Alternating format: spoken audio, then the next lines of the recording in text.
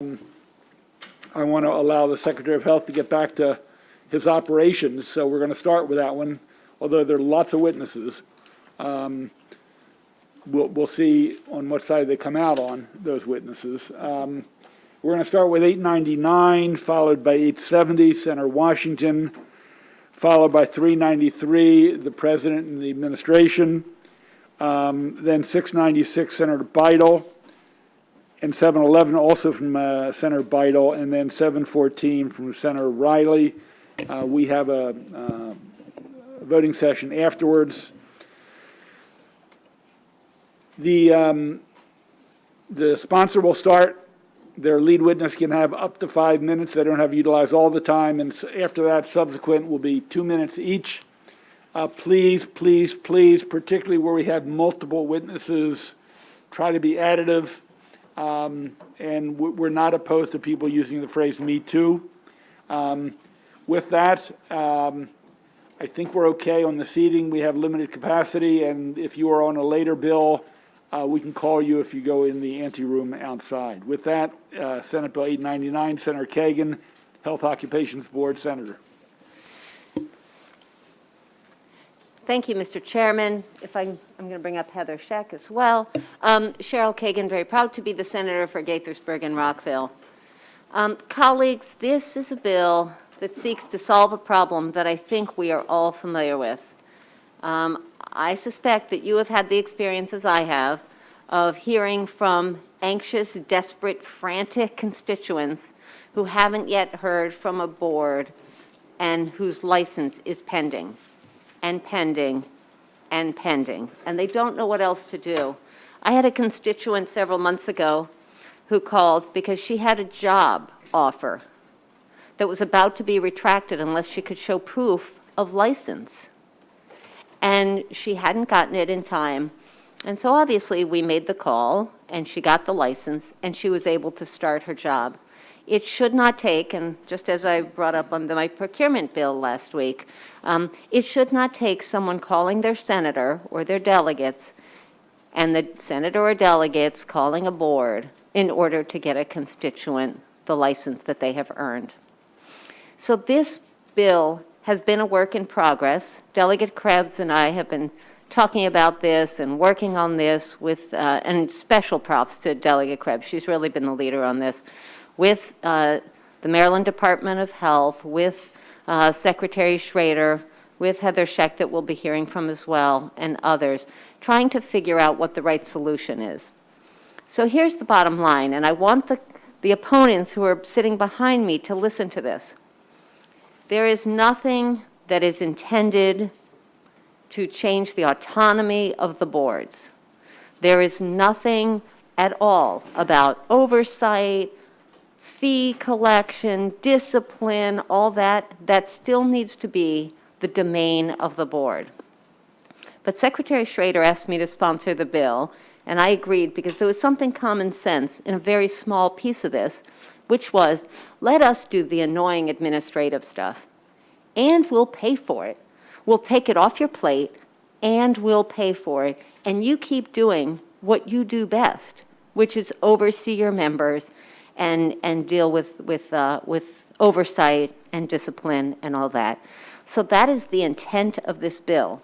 Now, some other pieces are proposed to be added to this, and I think it will be for the committee to determine which aspects make sense and which don't and all that. But fundamentally, the goal of this bill is to help the trains run on time, to help our constituents get their licenses, to lighten the burden on these often understaffed boards, and to allow just a little bit more efficiency in the process. So with that, I am going to pass this on to Secretary Schrader, who will get deeper in the details. But that's the 30,000-foot goal and the overview. So thank you, Mr. Chairman. Thank you, colleagues. Mr. Secretary. Mr. Secretary, welcome to EHE. Thank you, Chair Pinsky and Vice Chair Kagan and committee members. My name is Dennis Schrader, Health Secretary, and I respectfully request that the committee report Senate Bill 899 favorably with the sponsor's amendments. First, I want to convey my sincere gratitude to Vice Chair Kagan for introducing and sponsoring this bill. She raised this issue to me along with many legislators over the course of the 2021 interim. Fundamentally, we are asking for passage of this bill so we can use state general fund resources, both financial and administrative, to improve the customer service experience of 500,000 Marylanders who are licensed healthcare providers. From January 20th of 2020 to February 3rd of 2022, the department received 3,870 constituent service inquiries related to the boards, which is about 25% of all of our inquiries. Amongst the chief issues from the constituents is frustration from the lack of reliable customer service they receive from the boards on licensing issues, complaints against healthcare licensees, and lack of communication. They turn to the department believing that I, as health secretary, have some oversight of this process and find it incredible that the boards are statutorily independent. Each of the 22 health occupation boards and commissions are expected to provide all the functions of a fully fledged state agency, including information technology, licensing, fiscal services, and human resources. There are 3 general categories of boards: a tier of large boards, physicians, nursing, dentists, and pharmacists, who have the fiscal resources from a large license base for a decent-sized staff. But there's also a middle tier and the small board tier, who might have 1 to 2 staff members per board. We believe that this bill is needed so that there is a standardized basic set of administrative operations provided, which will reduce administrative costs for all of the boards, such as using the state's one-stop licensing system. This will allow the boards to focus on what they do best, determining the licensure process and enduring oversight for their respective health professionals. It is not the goal of Senate Bill 899, nor the department's intent, to provide the Secretary with any authority over core functions of the boards, including licensing, discipline, investigations, and scope of practice decisions. I believe that the passage of Senate Bill 899 is the start of a long overdue conversation on how to provide accountability to Marylanders for these important professional licensing groups, and will allow us to deliver accountability to Marylanders. Ms. Scheck will briefly introduce the sponsor's amendments, and I look forward to answering the committee's questions. Thank you, Secretary Please. Schrader. Good afternoon, Chair Pinsky, Vice Chair Kagan, committee members. My name's Heather Scheck. I'm the Director of Governmental Affairs at the Department of Health. To echo the Secretary's gratitude, I just want to thank Vice Chair Kagan for introducing this bill. So as the Secretary mentioned, there were some amendments proposed to the Senator. I believe they're in the process of being drafted. I don't want to scare the committee. When you get them, they look like a lot, but they're just very repetitive. We have to do it for each board, so 20 of the same amendments. And really, it's 2 main amendments, and what they do is the first one clarifies what infrastructure operations entail, things like human resources, information technology, procurement, budget and management resources, office space, telecommunications, and audit compliance.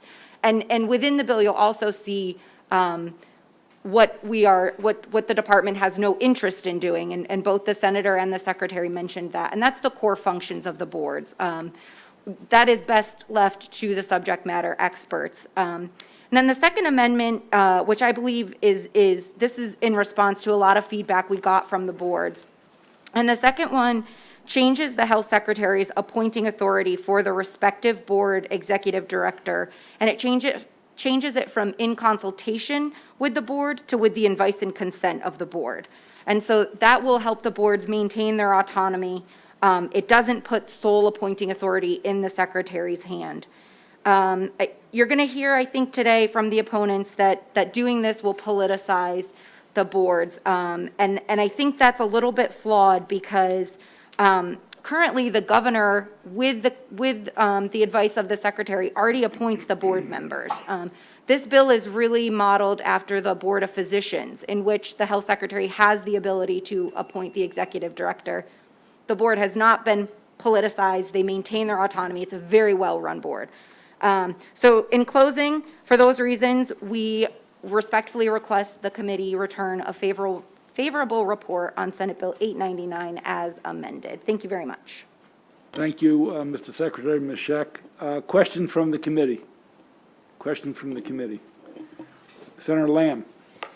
Thank you, Mr. Chairman. I do have a lot of questions about this, and I'll try to encapsulate it this way. I think I appreciate the willingness to kind of work through some of these amendments. I haven't seen them yet. Obviously, they're still drafting, so I think the devil's in the details in all of this, and we'll certainly take a close look at them. I am concerned that this really shifts the balance of power from the boards to the secretary, and I'm concerned that it dismisses in some ways the autonomy of each of these boards.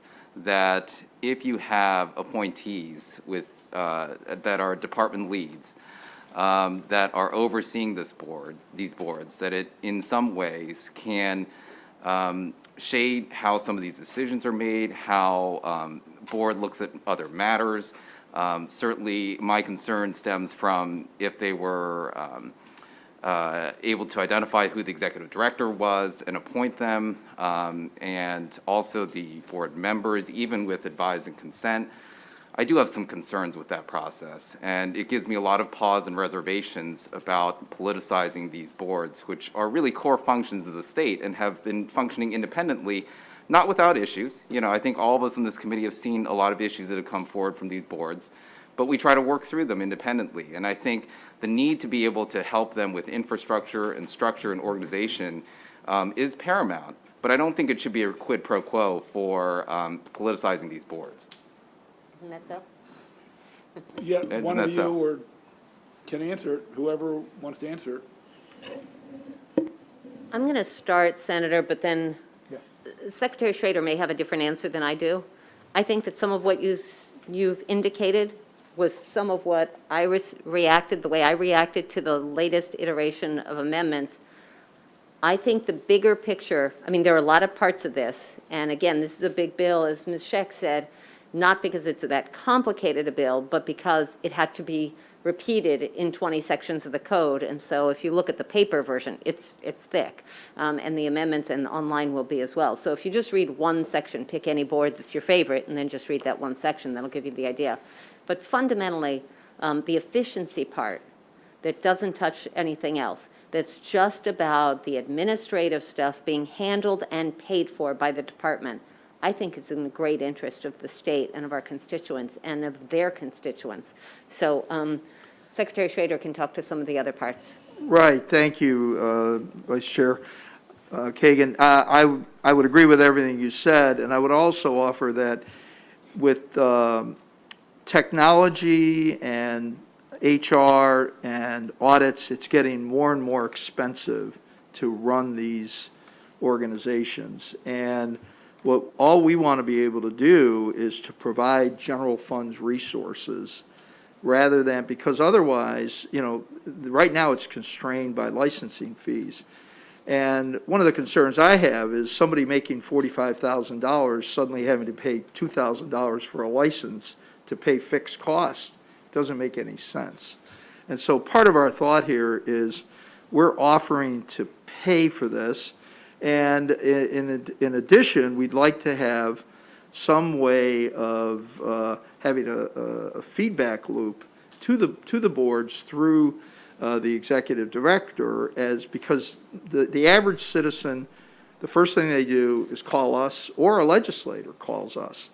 And it's always, I find it difficult to say, and I try not to say this to a legislator when they call, well, my hands are tied, there's nothing I can do about that, because I don't like saying that. But right now, that's the case. And I guess my concern comes from the fact that I also believe that our boards need more support. They need more pins, they need more people, they need more resources, they need more funding. I don't know if this is the right way to go about doing that. I think it's upending a lot of their authority and their autonomy, which I think is still important, right? And I understand the concern that the department needs to be responsive to constituents and to licensees and applicants as well.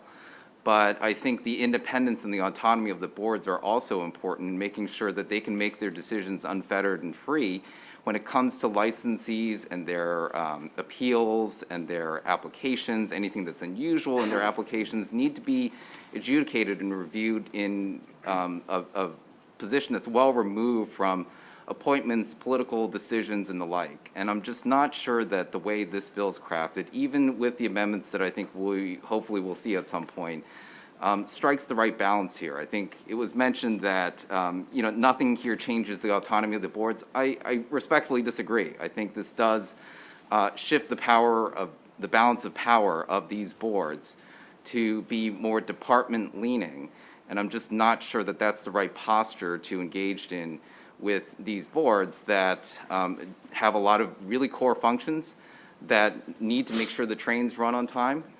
And what they ultimately need is more resources. And I would encourage the department to look at providing those resources without the strings attached of being able to have more authority over the boards.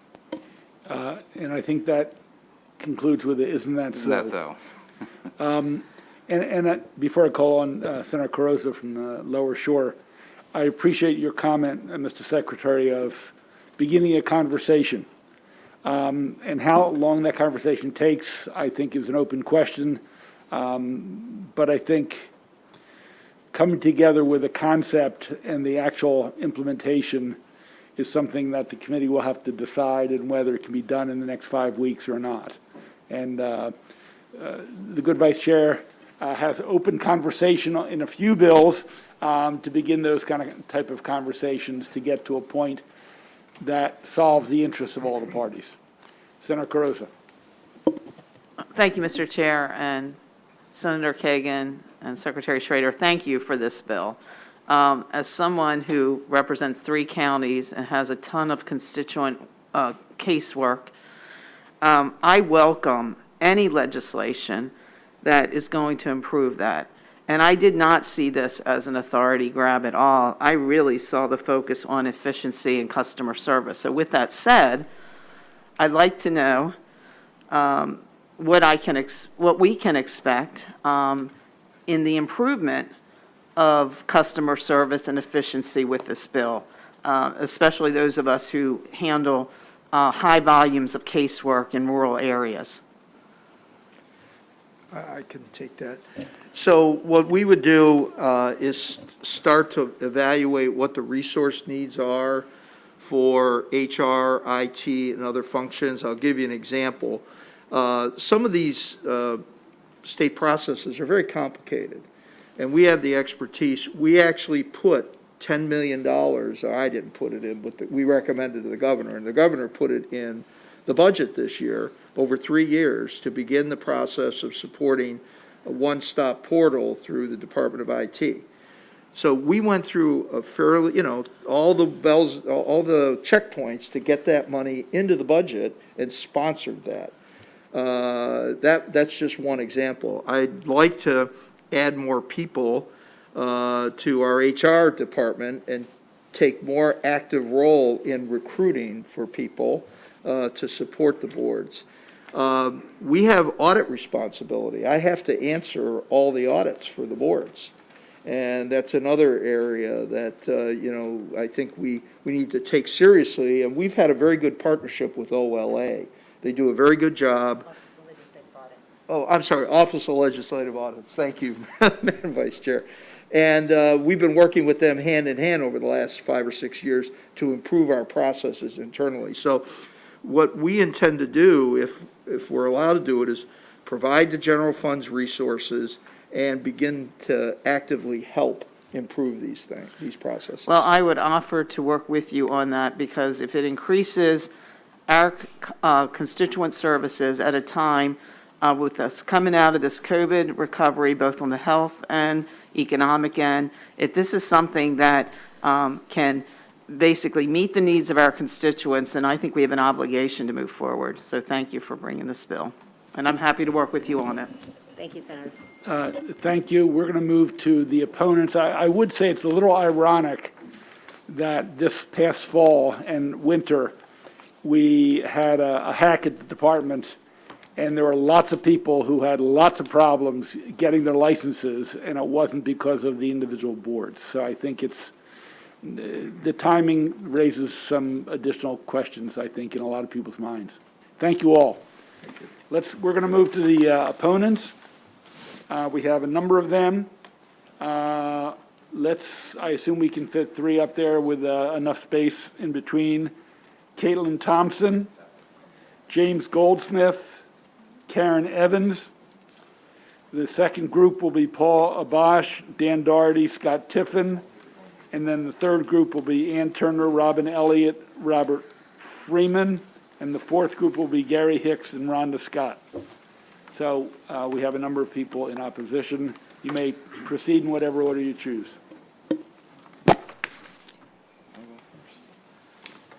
Good afternoon, committee members. Good afternoon, committee members. Thank you for the opportunity to testify in opposition to Senate Bill 899. My name is Dr. James Goldsmith.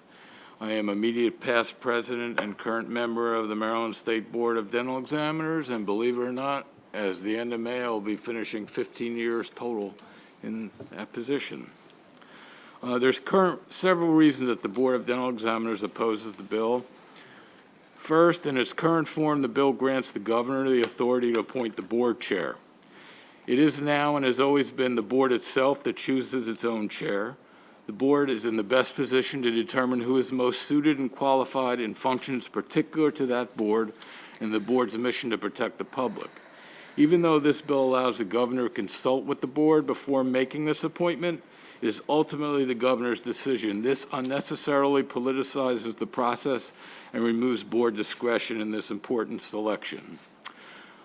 Secondly, the board further allows the secretary to employ a staff for each board, and as we've already discussed, select the board's executive director. There's an amendment for the secretary to do so with the advice and consent of the board, but this still gives the secretary an awful lot of say in who gets appointed. There's also further concern that our board has had a history of unfilled vacancies up to the present time. We are concerned that board staffs could be further reduced or consolidated with other board staffs during budget shortfalls. We are also concerned that employment of staff could be politicized since the secretary is a political appointment by the governor. There's the potential risk of large staff turnovers after an election, which would hamper the board's operations unnecessarily. This again would compromise the board's signature mission to protect the public. And finally, Senate Bill 440, which has already been heard by this committee, would commission a study of the relationship between all health occupation boards and the Department of Health. It would also explore the secretary's authority over said boards, as well as determine the most efficient ways to provide services to those boards. Our board would recommend, Doctor, you're going to have to wrap up, please. Our board would recommend not considering SB 899 until the aforementioned study is complete. Thank you.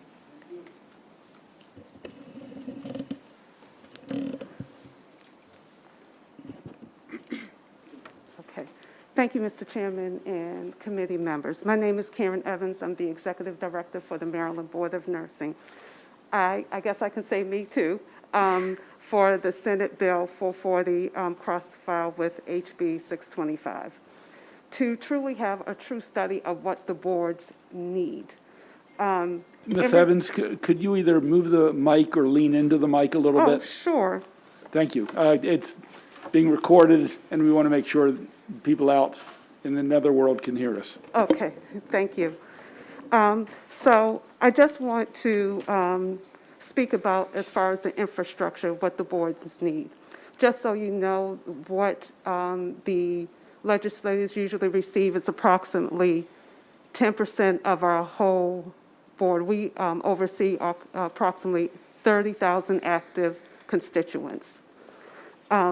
We would have not been in our current problem with the cyber incident if we had had a chance 3 years ago to upgrade our current system as we were working with DoIT. I have been working with DoIT over the last 4 years, 3 years with DoIT, and then 2 years with the previous group with MDH to upgrade our system.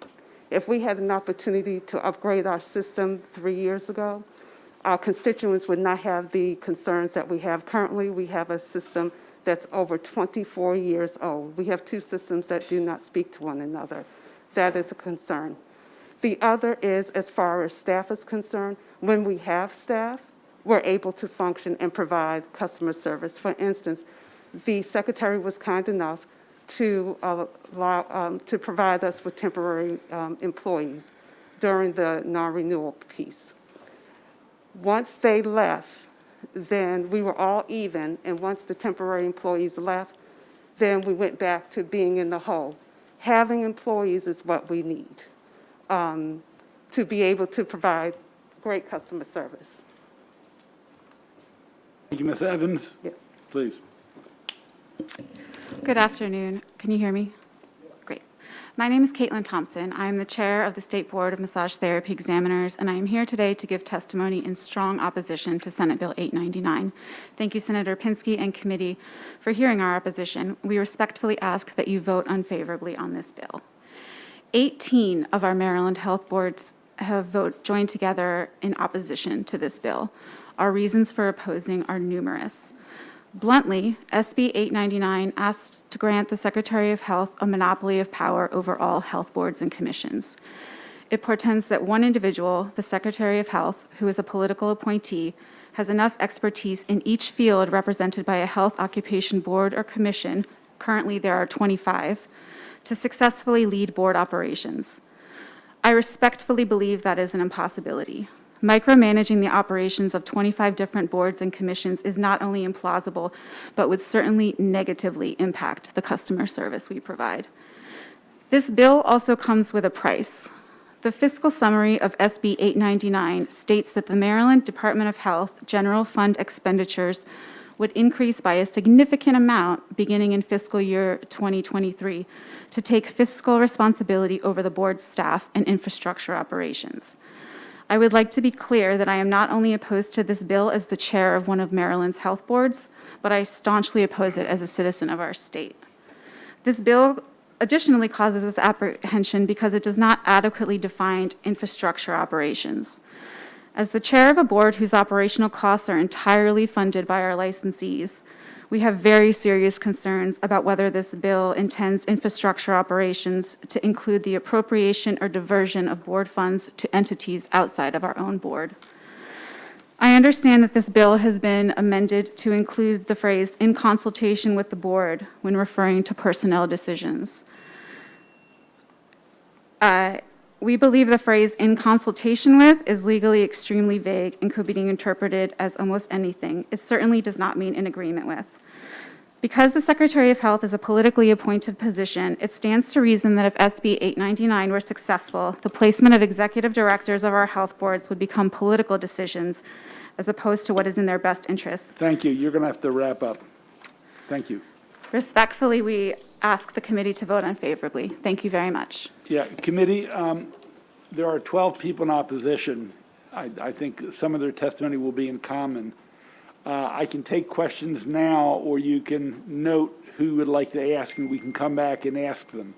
I hate to have the same conversation 2 or 3 different times with a different panel saying the same thing. So if you have a very explicit, simple question, that's not going to be a long conversation, I'll take it now. But other than that, I'd prefer to get through all the people. They're all going to stay here, and you can call them up afterwards. So I'm not ruling them out of order.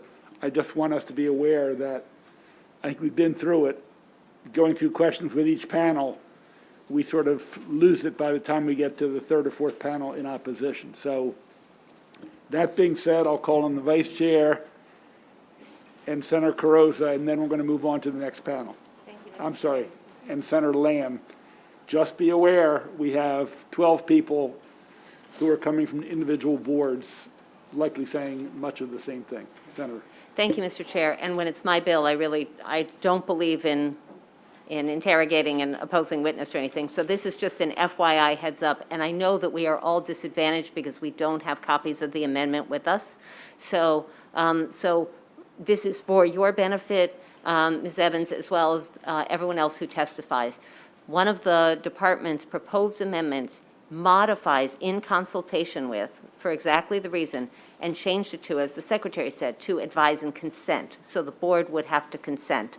So I just want to clarify that for you and for anyone else who follows. And I know, again, that you don't have that in writing, and it will be up to the committee which parts of this bill, if any, are moved forward. But to be clear, it's not in consultation with, it's advised and consent. The board would have a voice and a vote. So thank you, Mr. Chair. Senator Croza, followed by Senator Lamb. Thank you, Mr. Chair. And I guess this would be directed to Ms. Chair, is it Chair Evans? My name is Tom. I'm sorry? This is. You're the my name- chair. I am the chair of the Okay. massage board. I wanted to direct my question to you because I think words are important, and you used the statement monopoly of power, and I'm reading the testimony that, and my understanding of this is that SB 899 does not provide the secretary with any authority over the core function of the boards, including licensing, discipline, investigations, and scope of practice decisions. So I don't understand your statement about monopoly of power. Well, what that list doesn't include is board operations, which is, I think, the core functioning of what our regulatory boards do. Right. The point is that in all those key areas, the secretary does not have authority in those key areas. So therefore, I don't see any monopoly of power. Right. By allowing the executive director position to be chosen by the secretary really dictates the leadership of the board. I believe it puts it in a political. So by the secretary's appointment, but now it's been clarified with the amendment, it would be, I'm sorry, was it advice and? Okay. Okay, that's what I just think words are important, and that's an important clarification. Right. I haven't seen those amendments yet. Thank you. It's hard to talk about conceptual amendments at this point, so we're going to have to restrict our conversation. Senator Lamb. Thank you, Mr. Chairman. I have two very specific questions, and I think the first is to Ms. Evans. And you had cited the cyber incident recently that occurred, and this, I think, gets wrapped up in the infrastructure question. So I think what occurred back in December is relevant to the infrastructure question that's attempted to be addressed in this bill. Yeah. My concern is that for the boards, do you feel like you currently receive adequate support from the department for the infrastructure needs that you have? Because you seem to have cited the fact that there were pending upgrades that you wanted to do to your IT system that you were not given approval by OCMP, the Office of Procurement within the department, to be able to move forward with this. Because of that, your systems were taken down as a result of the cyber incident as well. And do you feel that the boards are a priority to get up and running when you have these infrastructure IT needs like this, particularly after the cyber incident that occurred? So, oh, sorry. Thank you. I don't think all the time. For instance, when I first came on board, I had asked to upgrade our systems. We have two systems that don't communicate with one another. And so to pull all of that into one system would have been better for our constituents. It also would have been, this particular system will allow our constituents to check their status of their application and do a lot of other things. Again, I have been working with DoIT since June of 2019 to put all the requirements that the board needs. The Board of Nursing oversees 11 different types of disciplines with subcategories. We definitely need to be able to have a system that functions. The infrastructure, the new system, if you look at DoIT's memo, it will take 167 weeks for the Board of Nursing to get up and running for that. That's a long time for our constituents to wait. We are truly into customer service, and I work with the customers all the time, and I want them to get what they need. And what they need is a functioning system right now so that we can take care of them and not continue to state that we are not allowed to do that. And that's my concern with this, that it sounds like you had requested upgrades stemming all the way back to 2019 and did not receive approval from the department to be able to move forward with this. And yet now the department is coming forward and asking for more authority to help bolster infrastructure, at this point in juncture, which is already well after the fact of the cyber incident that occurred. It seems ironic to me that this is now timed this way and really shines light on the fact that the department has had opportunities to bolster infrastructure, and they haven't taken that. My second question stems from the fact that, for these boards, I think continuity is important. There are a lot of folks that serve, with minimal remuneration, just expenses and whatnot on these boards. They put a lot of time and effort into them. And I'm concerned that if if these board appointments are made by the secretary, that you could potentially lose some continuity amongst those who are serving on these boards, that these board members develop experience and they understand how to adjudicate these cases, review these license applications, to deal with the unusual situations that come up, address any shortcomings. And so, when you look at these board appointments, historically, a lot of folks have been extended to serve on the boards within the term limits that obviously are applicable. Have you seen that extension take place over the last few years? Not this year. I see. We had 4 individuals who were up for reappointment. One decided not to be reappointed. The other 3 were. 2 out of the 3 were not appointed. They were very strong individuals that we need. It's a learning process. When you join the board, it takes a good 2 years to understand the process. And we already had 5 new board members. So now we have a whole new board that needs a lot of hand-holding, where we could have had that transition for them, as well as usually in the past, the board and executive director and the board president were asked if they could provide some input, and we were not allowed that this year. And one of the reasons why we need to do that You were is not allowed to provide input this year. we didn't, not at all. We Okay. didn't know about it. Okay. Where normally, we would review the resumes and give our input. It would still have been the secretary's decision, but what we do is we say, we don't have, let's just say, we don't have anybody in pediatrics. So we want to make sure that we have a diverse group, not only where they are as far as where they live, but we need diverse group as far as the discipline that they have, to make sure that whatever constituent comes up to the board for a hearing, that there's fairness and that we have someone who understands that particular area. Thank you. Senator Hester. Thank you. Ms. Evans, I was just curious if you knew why it was going to take 167 weeks. That's what DeWitt stated. Now, when I first met with DeWitt, we finished up around October of 2021, and they informed me that for the Board of Nursing at that time, it would take 3.5 years just to do the licensing portion, and another 2 years with a total of 5 years, and 5.5 years to do the other aspects, such as the investigation, background. There's a lot of aspects to licensing that we have to do. Did you get any sense of how long it was because the procurement was going to take a long time? It wasn't the procurement It wasn't? piece, Okay. no. Thank you very much. Thank you all. We're going to go to the next group. Paula Bosch, Dan Doherty, and Scott Tiffin. They'll be followed by Ann Turner, Robin Elliott, and Robert Freeman.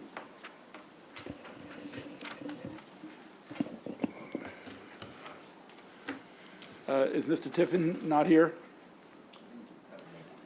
Okay, please. Mr. Chairman, Madam Vice Chair, members of the committee, I'm Dan Doherty, and I'm here on behalf of the Maryland State Dental Association in opposition to this piece of legislation.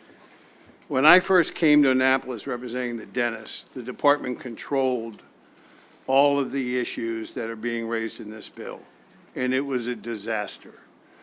They would overcharge the costs of office space. They would manipulate employees. They would move them around. They would terminate them against the will of the board. through the efforts of a lot of legislators, and particularly Senator Paul Hollinger, all that was changed to what we have now. And what we have now would have worked very well because the board could, through its licensing fees, has a dedicated fund.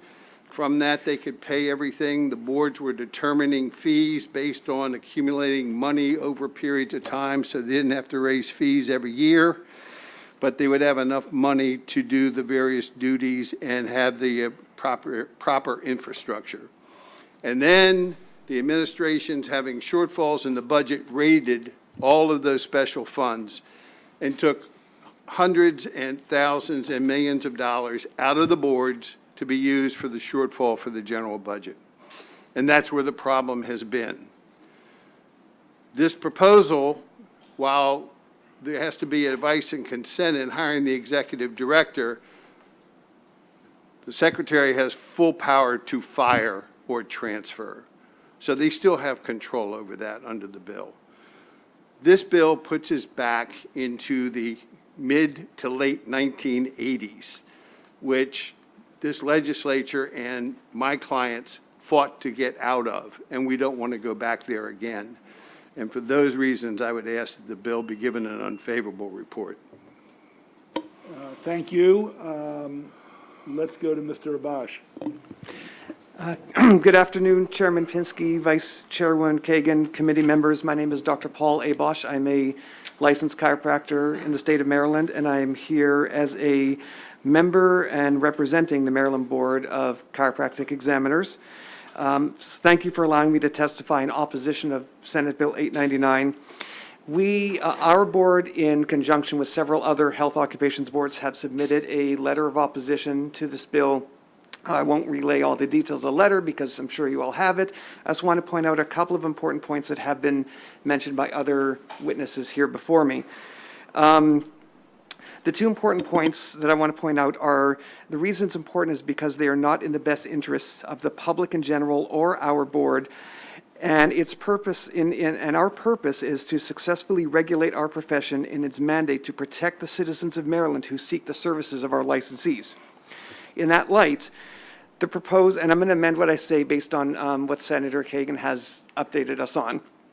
The proposed legislation would give the secretary, with the consent of the board, the authority or the input over the board staffing and over the hiring, evaluation, and retention of the executive director of the board.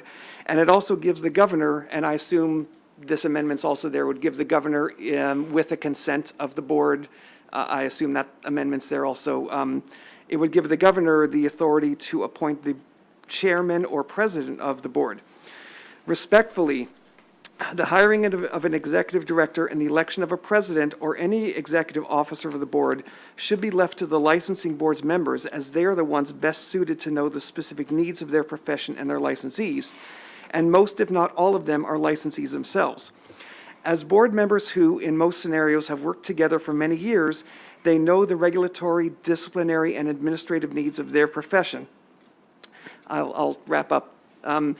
Basically, I'm just going to say me too, because everybody has said what I've said before, but in summary, the appointment of the president should be left to democratic process of the board members who serve with each other every day for many years, as they know each other better than the governor or the secretary would. Thank you. Thank you both. Not seeing any questions. Thank you. We will have Ms. Ann Turner, Robin Elliott, Robert Freeman, and then they will be followed by Gary Hicks and Rhonda Scott.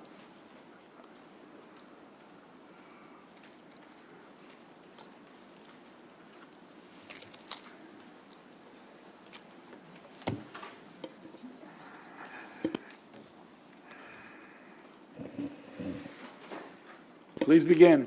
Thank you very much.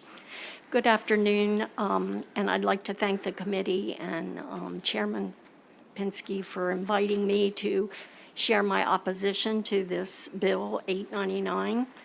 I currently work at Tidal Health Hospital on the Eastern Shore of Maryland. Could you start by providing your name for the record? Ann Turner, sorry. And I bring expertise to the board regarding critical care from a rural area, which is very important to look at a board that functions. And my belief is that we select the director and we select the chair, and they understand what important aspects need to be present at the board to be able to function properly. It's very important that my peers and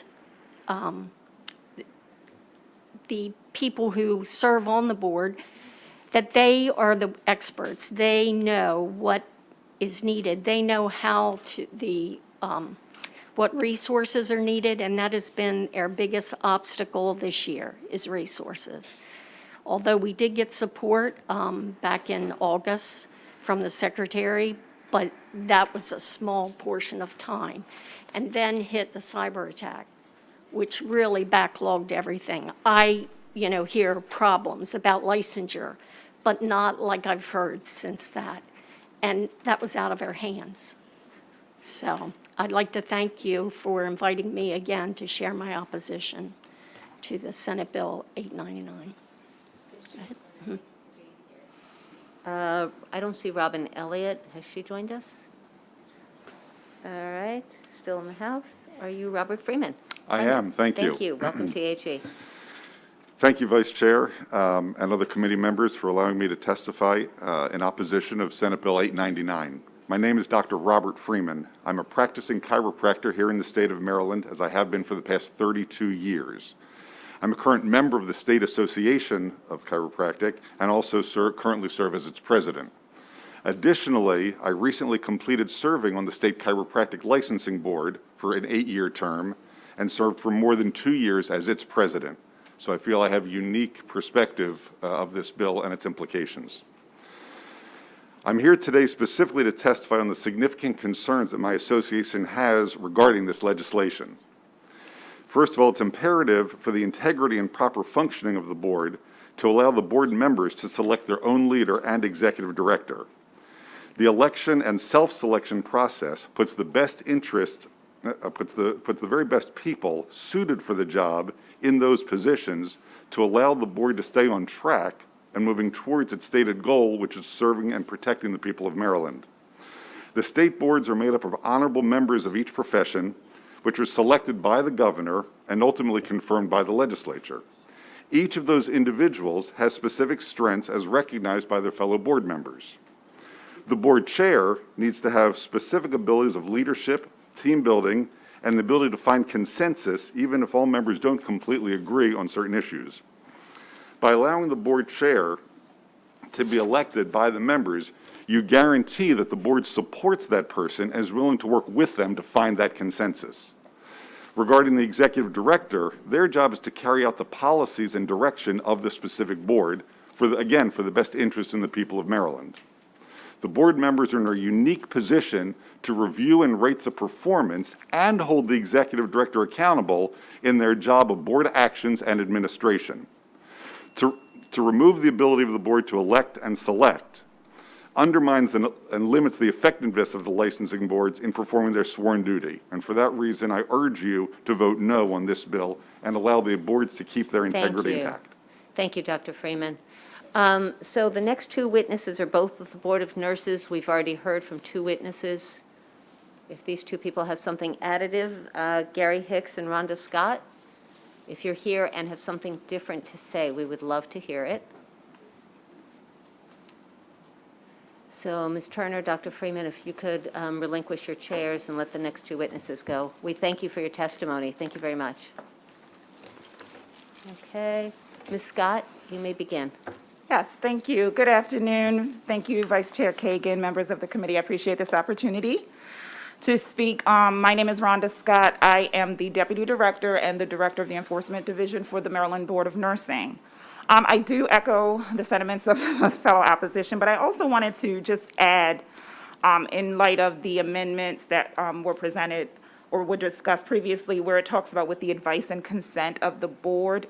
So the concern would still be then, what happens if, the secretary or the governor appoints someone or raises a person that they would like to appoint and the board doesn't agree? Based on their knowledge and expertise, what happens then? Is there then contention that's going to continue to build with the relationship? And the goal that I believe the Board of Nursing wants is to, have a great working relationship with the department. And so there's concern that that could further deteriorate the relationship. So the best way to nurture that relationship, we feel, would be to look at Senate Bill 440 and cross-file with House Bill 625, where we can begin to have the discussion on what the true resources are that the board needs and an understanding of the board's needs. And that way, the executive directors of the board will also have a seat at their table to further discuss and shed light on specific, based on their area of expertise, what the board truly needs. And just quickly, I wanted to touch on the fees that was mentioned. So applicants for the Board of Nursing who may make around $45,000, I think that was the amount that may have been mentioned, are typically certificate holders. It is nowhere near $2,000 a year to renew or to even obtain a license with the Board of Nursing for that amount. Typically, a renewal is $40 every 2 years. And, the board really appreciates the ability to assist our customers. I handle calls, emails all the time from constituents, and we don't want warm bodies. We want the ability to bring in qualified staff. Licensing and certification is more than just pushing a button. It involves a lot, and we need to be able to, hire highly qualified. Thank you, people Ms. in these Scott. roles. Thank you for your perspective, really appreciate it. And you have a very professional-looking blingy mask in front of this boat, so nicely done. Thank you. Gary Hicks, also with the Board of Nursing, if you have something else that hasn't been said, we'd love to hear it. Good afternoon, Mr. Chair, Madam Vice Chair, and board members. I'm Gary Hicks. I am the board president for the Maryland Board of Nursing. Obviously here to oppose Senate Bill 899. Our belief is that authorizing an elected official or political appointee to choose and fire the board presidents and administrative directors will negatively affect the stability of the boards with the short tenured presidents and executive directors, and could potentially lead to significant regulatory instability due to changing leadership and political priorities every 4 to 8 years, which could result in frequent amendments to regulations with wild swings in regulatory philosophy and policy. The industry benefits from a stable, nonpartisan regulatory framework. I would also just like to comment on Senator Lamb's statement earlier, or question earlier in reference to the appointees of the board. And as Ms. Evans pointed out, we have almost 50% of our board that is new. 2 of the recently appointed board members are administrators. They are not bedside practitioners, which are vital to the work that we do as a board, to be able to write regulations, to enforce discipline, all of those components of what we do as a board. I've worked with the secretary throughout the year, had individual meetings with the secretary to try to establish a relationship and partnership. I just don't feel like we've moved the needle in that. The comment, when I made the comment about being able to appoint board members and to continue board members, I was told to simply provide what criteria we wanted, and they would do the appointment. So, thank you. Okay, thank you too. I'm sorry, Vice Chair Kagan. Thank you, Mr. Chair. So I just have a question for everyone who testified against, and I don't know if this is going to work or not, but this is a big bill with a lot of components, and as we have all indicated, we don't even have the amendments yet, so it's really hard for any of us to kind of know exactly what we're talking about, but we're all having the conversation in good faith. So let me ask you, if you jettisoned advice and consent and jettisoned, sort of who should be appointed and hiring and firing, evaluations, if you jettison all of the personnel components that most of you have focused on, if the bill went back to what was originally proposed to me, which was take the admin, like, headaches off your plate, have MDH just do that, and that's it, and pay for it, would that be helpful? Would that be something that would be like a relief, and would that make you happy? Or are you still, so let me just ask you, would you be open to that conversation? Take all the other HR stuff out of this? If I may speak. Dr. Madam. Hicks, Mr. Hicks. So I do have some reservations around that in terms of the secretary having control over the infrastructure or the buildings and those type of things. And the reason for that is just about a year and a half or 2 years ago, we were required to basically stay in the existing building that we have with some restructure. Mr. Hicks, I'm going to interrupt you for a second, if I could. Nothing that I said was about buildings, rent, location, nothing that. Sorry. It's just the admin stuff. I'm making this a super narrow. If this were a super narrow, get the headaches off your plate and pay for them. Vice Can I Chair? just- Yes, Vice Scott? Chair, hold it. Yeah, sorry. I want to make this efficient. There were 12 people who opposed it. I would ask each of you to respond in the next 24 hours to the vice chair's question. Okay. And again, it's conceptual. Right. So if you say you still have problems, say you still have problems. If you say, no, we're going to move on, we have more bills, I'm asking all 12 of you to get back. You can get the vice chair's email address and give a response as best as you can. You don't have to spend 4 days coming up with testimony. It is an informal question. So rather than bring everyone back up, we're going to try to move on. So Okay. thank you both. That concludes the hearing on this bill. We're going to shift a little bit. I see Mr. Mitchell here. We're going to move to the administration bill request. Want to allow him to get back to the governor's offices. And while we have you, Mr. Mitchell, thank the governor for the supplemental budget and releasing the education money this morning.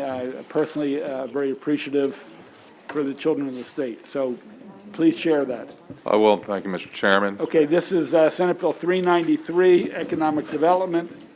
We have Mr. Mitchell and Secretary Holt with support. And I believe all of the written testimony is favorable. So with that, Kiefer Mitchell. Thank you, Mr. Chairman. I'll be remiss to say that I've missed appearing before this committee over all these years, and it's good to be back before the EHE Committee with you, Mr. Chairman, and Madam Vice Chair. And I'll make sure I express the sentiments to the governor regarding the supplemental budget. For the record, my name's Kiefer Mitchell, Chief Legislative Officer for the governor. I'm here on behalf of Senate Bill 393, Economic Development Project Restore Program and Fund. I'm joined here by Secretary Holt and Assistant Secretary Carol Gilbert. Last year, the governor announced Project Restore in June of 2021, aimed at incentivizing investment and revitalization projects in underserved communities. Governor Hogan announced $25 million in grant funding to assist businesses with rental and operational costs that were opening or expanding their businesses in previously vacant properties.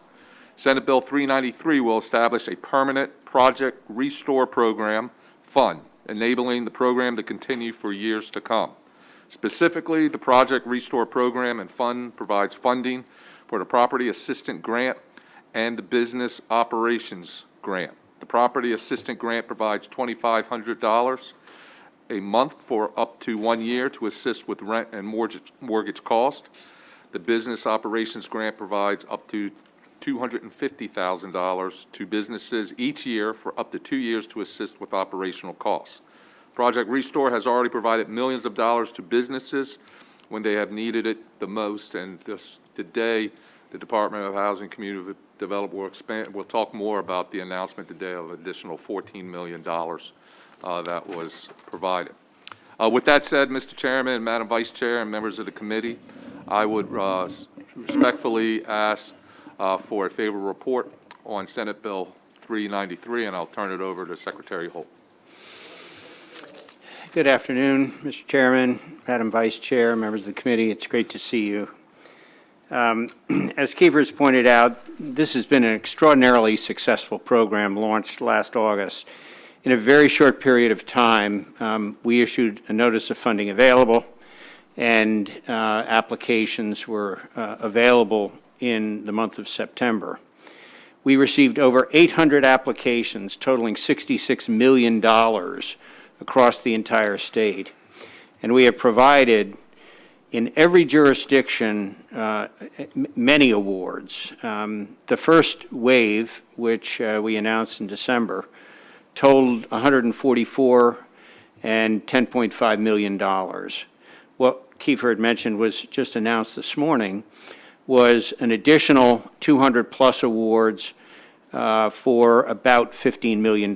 So in total, we have provided 353 businesses with property rent for the $30,000 one-year period, and we've assessed an amount based upon historic sales and property tax that have been paid, sales and use tax that have been paid.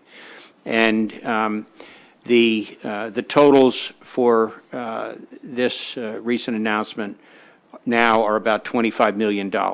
So we have exhausted the funds that we received from the American Rescue Plan, and the governor has requested that we expand this program and codify it, make sure that it's a permanent program because of the economic activity that's generating. It's basically turning vacant properties into viable commercial use. It's incentivized people who were on the cusp of maybe expanding to actually move into a neighboring facility. And it's helped people who ordinarily the sales and use tax would pass through them to the state. They're now getting a rebate in that amount, and it's been absolutely electrifying for these businesses. We see a very rapid expansion. Of the 800 applicants, we only awarded to 353 or 4 recipients. So there are many more that I think would partake of the program, and there would obviously be new applications that we would process. So with that, I'd like maybe to ask Carol Gilbert to provide a little bit of insight about sort of the type and nature of these businesses, and ask you to support favorably this initiative. And I'll call your attention to a map that's attached to the written testimony. It shows all the jurisdictions across the state, and you can drill down for your particular county and see the number of applicants and the amounts that have been awarded to those applicants. Gilbert. Yes. Thank you, Secretary, and thank you, members of the committee. For the record, my name is Carol Gilbert, and I'm Assistant Secretary for the Division of Neighborhood Revitalization at DHCD. As the Secretary noted, this program has touched all of Maryland's jurisdictions, and it's very well targeted. We have found that of the 353 awards, 54% of those are in one of Maryland's historic designated Main Street communities. So fully more than 175 new businesses are being opened or expanded in these historic communities that do need reinvestment. In addition, 37% of the awards are located in Maryland's designated opportunity zones. So again, these investments are very well targeted to the more challenged parts of our state. As noted, it's touching a lot of communities, and it's touching some of the more challenged communities, such as Baltimore City, where I live. There are 90 new awards in Baltimore City. In Prince George's County, where I used to live a couple of years back, there are 34 new awards. And in Washington County, punching above their population weight, there are 30 awards, 27 in Baltimore County and 24 in Montgomery County. All told, 400 new jobs are being created by this round of investments, and they are generating another $50 million in economic impact. And I just wanted to quickly run down a list of the kinds of businesses we're seeing. They're across the board: retail, commercial, and manufacturing, and services. In Baltimore City, Crust by Mac is a bakery, woman-owned bakery. Oyin Handmade is expanding into a manufacturing building. White House Caterers in Baltimore County, What a Day Cafe in Carroll County, Bog Turtle Brewery in Cecil County, the Fund for Art in Howard County, Ellicott City, Leela's Pure Goodness in Prince George's County, and Tangier Sound Brewing Company in Somerset. It's just a sampling of the many businesses statewide. Thank you. And for the committee, let me mention Secretary Holt served in the House of Delegates, the other chambers, many years ago. And Ms. Gilbert was part of the Neighborhood Design Center, also as part of her foundational work with Department of Housing. Delegate Keeper also served in the House of Delegates. Well, I thought he's been here a lot. He needs no introduction. I don't want to be dismissive of the good Delegate Mitchell of the Mitchell family. No offense taken. Okay. No, not at all. I think I'd Senator Ellis, I'm sorry, then the Vice Chair, then Senator Carrozza. Thank you, Mr. Chairman, and Kiefer, Secretary. Thank you for being here, and I forgot your title, I'm sorry. But thank you for being here also. It's seemed like a very excellent program. I have several questions, but in the interest of time, I'll focus it on one. So I'm looking at the map that you referred me to. I follow instructions well, Mr. Secretary. And so I look at, say,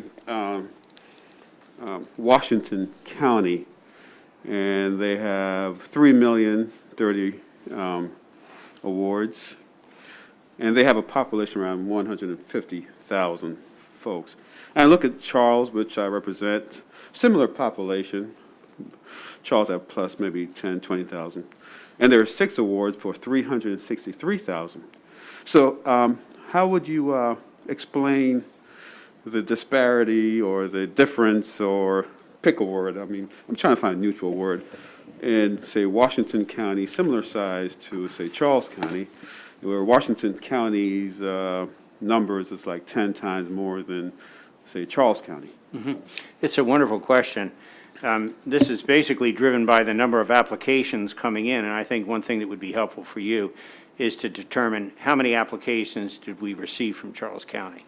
So we'll take a look at that and follow up with you on that. You know, some areas have been very, very aggressive in pursuing this. Other areas, maybe not so aggressive. Maybe there haven't been the number of businesses that had needed the assistance. I don't know, but I do think that it's important to take a look at the ratio of applications to actual awards. Right. And so I thought that would be the answer. So what kind of outreach the department has done to let people know that this is available? Yeah. Because a lot of times people say, well, we just can't find folks who are qualified or folks who want this program, when the folks who administer the program don't really go look or advertise or do an outreach. And so, I mean, could expand on that. Let me not be too parochial. Washington County with 150,000 folks, 3 million. Prince George's County with almost 1 million, 2,500,000. And so, you know, I can go on and on. So what kind of outreach you did to let people know this program is available? Yeah. So Carol probably has a little better insight into the actual marketing and advertising behind it, but we issued a notice of funding available in August. We opened our portal in September.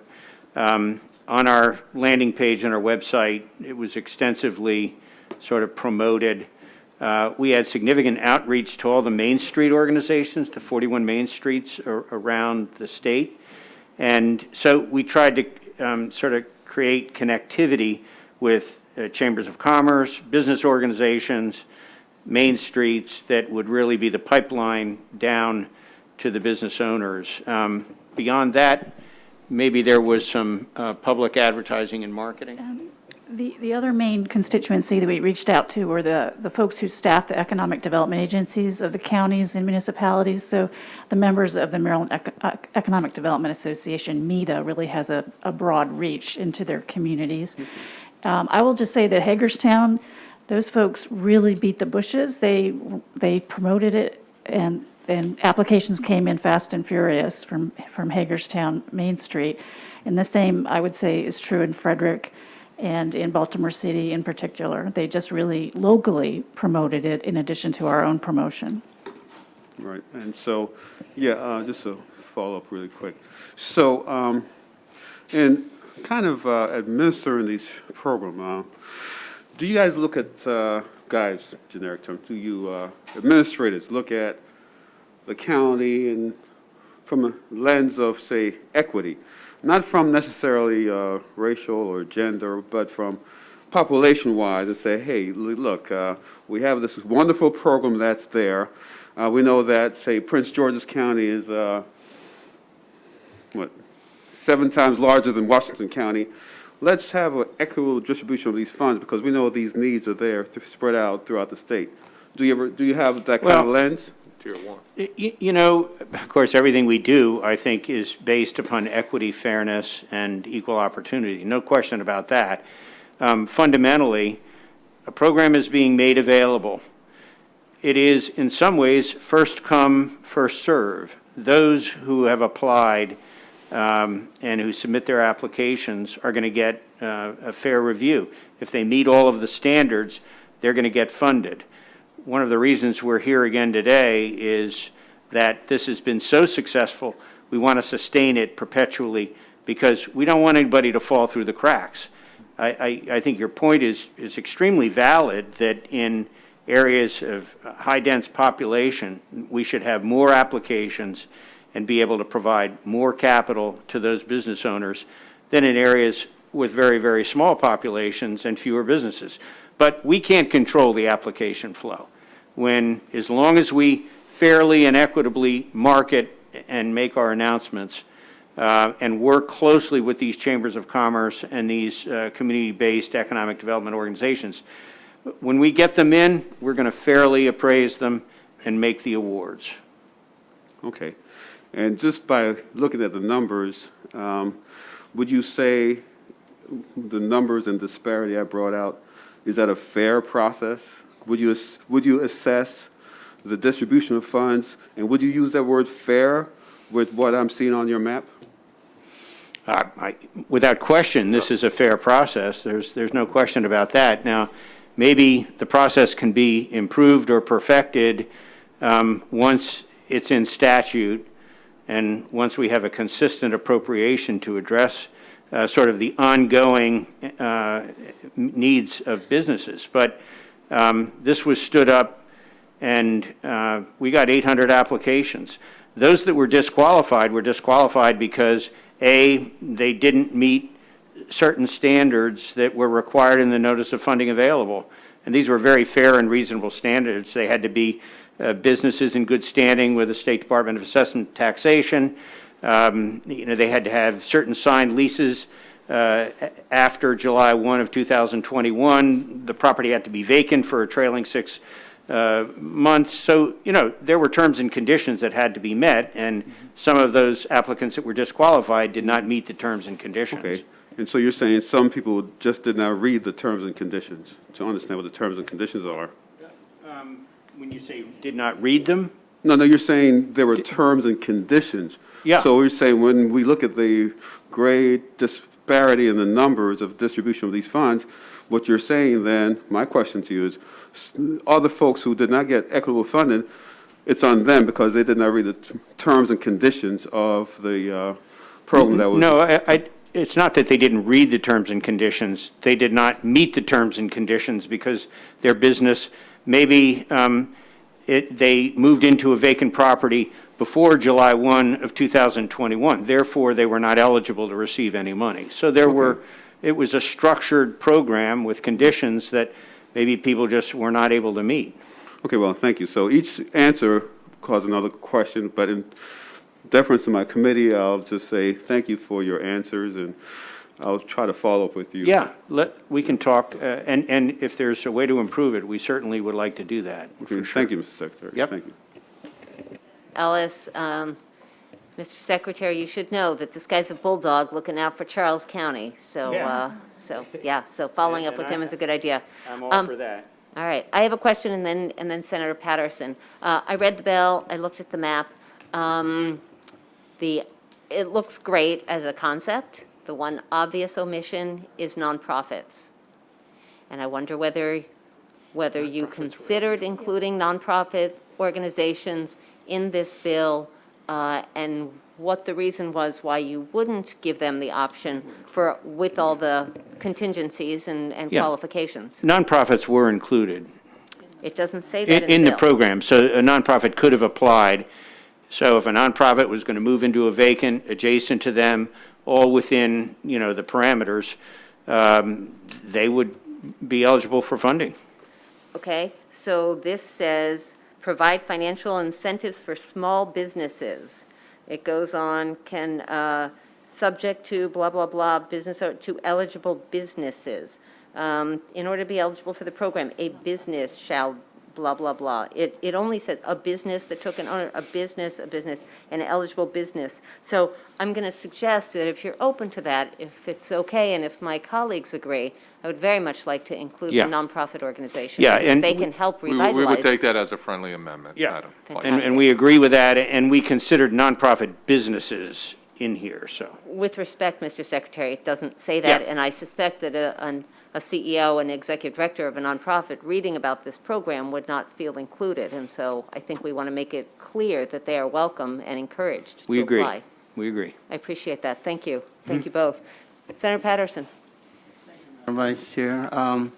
Mr. Secretary, has there been an audit within the last 2 years on your agency, some of the outcomes, more specific in terms of some of the things you say you have no control, I guess, when you talk about the Florida application and all that kind of thing. I just think if you're getting government funds, if your mission state that you should be carrying out X, Y, Z, then there has to be some established reason, which bring me to the next line of saying, where would performance fall in this line of responsibility? You can't just forget them and throw them away, but rather than prolong all that, I would be curious in having some data that I could look at firsthand. So let me, Mr. Senator, just to remind you that the program was just established June of '21, so we haven't even gotten to a full year of this, and so, but there is data, they have the dashboard. That's online to show the applications, the different jurisdictions that Senator Ellis has sort of alluded to, but I'll turn it over to the Secretary one and the other. That might well be, but I would be interested in seeing some type of specific plan of action for the futures that we can look the next 2 years and perhaps know that there has been an audit where we can get down in the weeds, if you will. Okay, thank you. Thank you, Senator Patterson. Senator Carozza. Thank you, Madam Vice Chair, and Mr. Mitchell, Secretary, good to see you. I want to thank the governor, and thank you for this bill. This bill, Project Restore, as I recall, was established in the middle of the pandemic. So that was June of '21. About a time when we were really, I think some of these businesses were really starting to realize that they might have received some immediate assistance just for survival, but that this type of program would allow them to look towards some long-term recovery. So I thank you for that. And I, of course, am going to prompt, in my 3 counties, I'd like to see Somerset County, just as Senator Ellis pointed something out, I'd like to see, see some increased numbers there. But what I wanted to ask you is, I see that, especially those of us who have a lot of main streets in our district, so I have like Berlin, where this was announced, Snow Hill, Princess Anne, Crisfield, and you have these vacant fronts, and you're trying to kind of spur this on. Are you able to provide assistance, any type of technical assistance, in addition to awarding this? And the reason I say this, even some of these businesses that are receiving this, they just don't have the expertise or resources to, I think, really maximize. And you all, the Department of Housing and Community Development, also have so many other programs that could possibly benefit them. So I guess my question is, or request was, can you provide that type of technical assistance when these awards are made, so they're actually maximizing the dollars that you have, but maybe even pointing them in other directions that could help them continue to grow? So, Senator, I'll turn it over to the Secretary, Ms. Gilbert, but under a fiscal note, there are only 2 folks, I believe, who are reviewing the applications and that sort of thing, but I'll turn it over to them to see if there's any other additional assistance. So I think, in short, the answer is yes, absolutely, because our neighborhood revitalization division has very deep and long-term relationships with main streets across the state.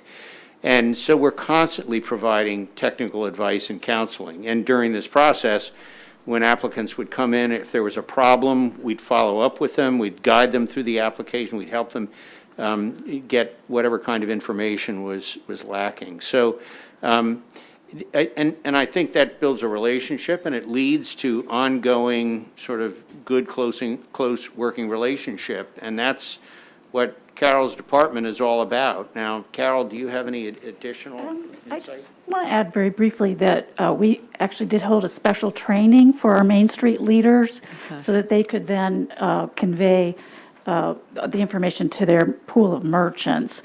And I do think one thing that's very interesting about this program is the ongoing relationship we're going to have with these businesses. We're not just making an award and going away, but we're with some of them for 2 years and with others for the year. So for instance, I had one that applied but was denied the first cut, but I think they were going to reapply to find out what they could do, I guess, to put up to a better application together. You would provide that type of assistance? Yes. Okay. Yeah.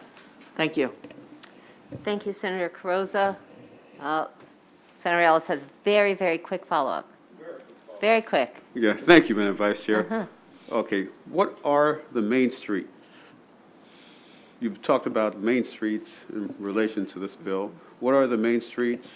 And is this program just for the main streets? It's a program that originated with the National Main Street Center and helps focus economic development investment in historic, older business districts. For instance, Federal Hill, where I live in Baltimore City, Highlandtown in Baltimore City, Frederick City in Frederick County, Hagerstown in Washington County, and I think in Charles County. We are interested, we've been helping La Plata consider becoming a Main Street. They are what is now called an affiliate Main Street, but they haven't moved into a staffed organization. So this program is not limited to those main streets that are already established? It's not limited to just main streets. That was part of sort of our marketing outreach. We sort of used our relationship with main streets, chambers of Congress, economic development organizations to try to get the word out. Okay, great. Thank you. Okay, one last question, and I think then we will be done with this bill.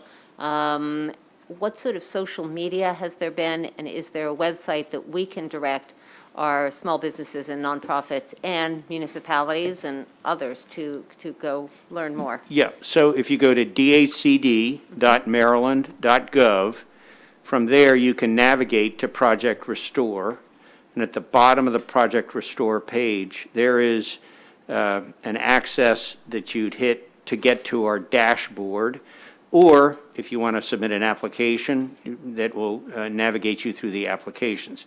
Our dashboard is something that provides real-time, and I say real-time, it's refreshed every month, and it's just actually being launched today with our final announcement of awards.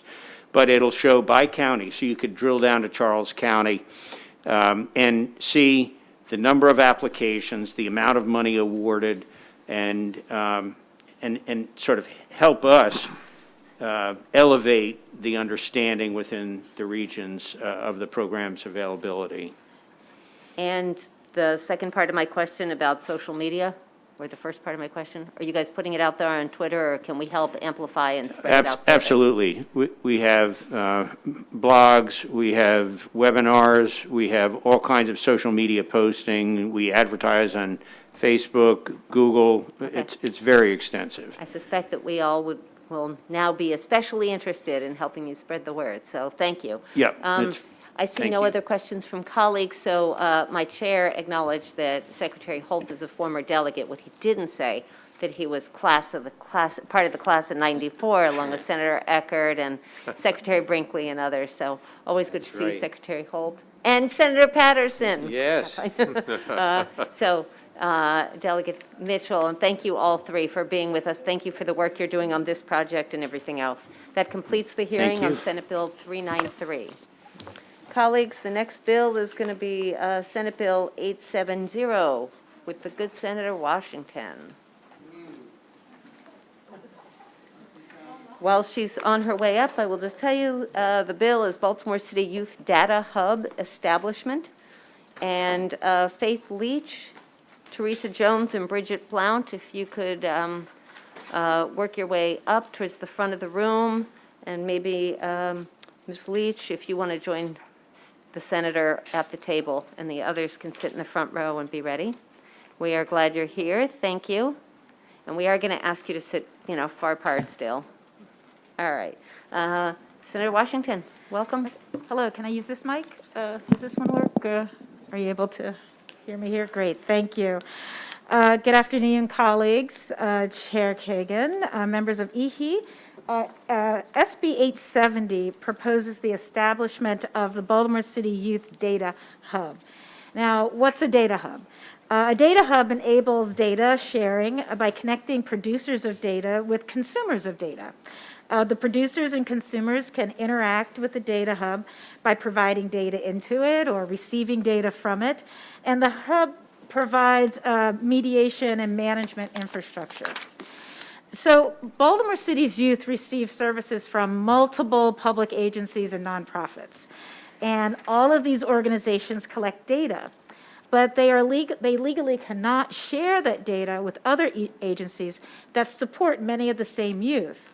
This lack of information sharing prevents Baltimore City from strategically, effectively, and equitably meeting its young people's needs.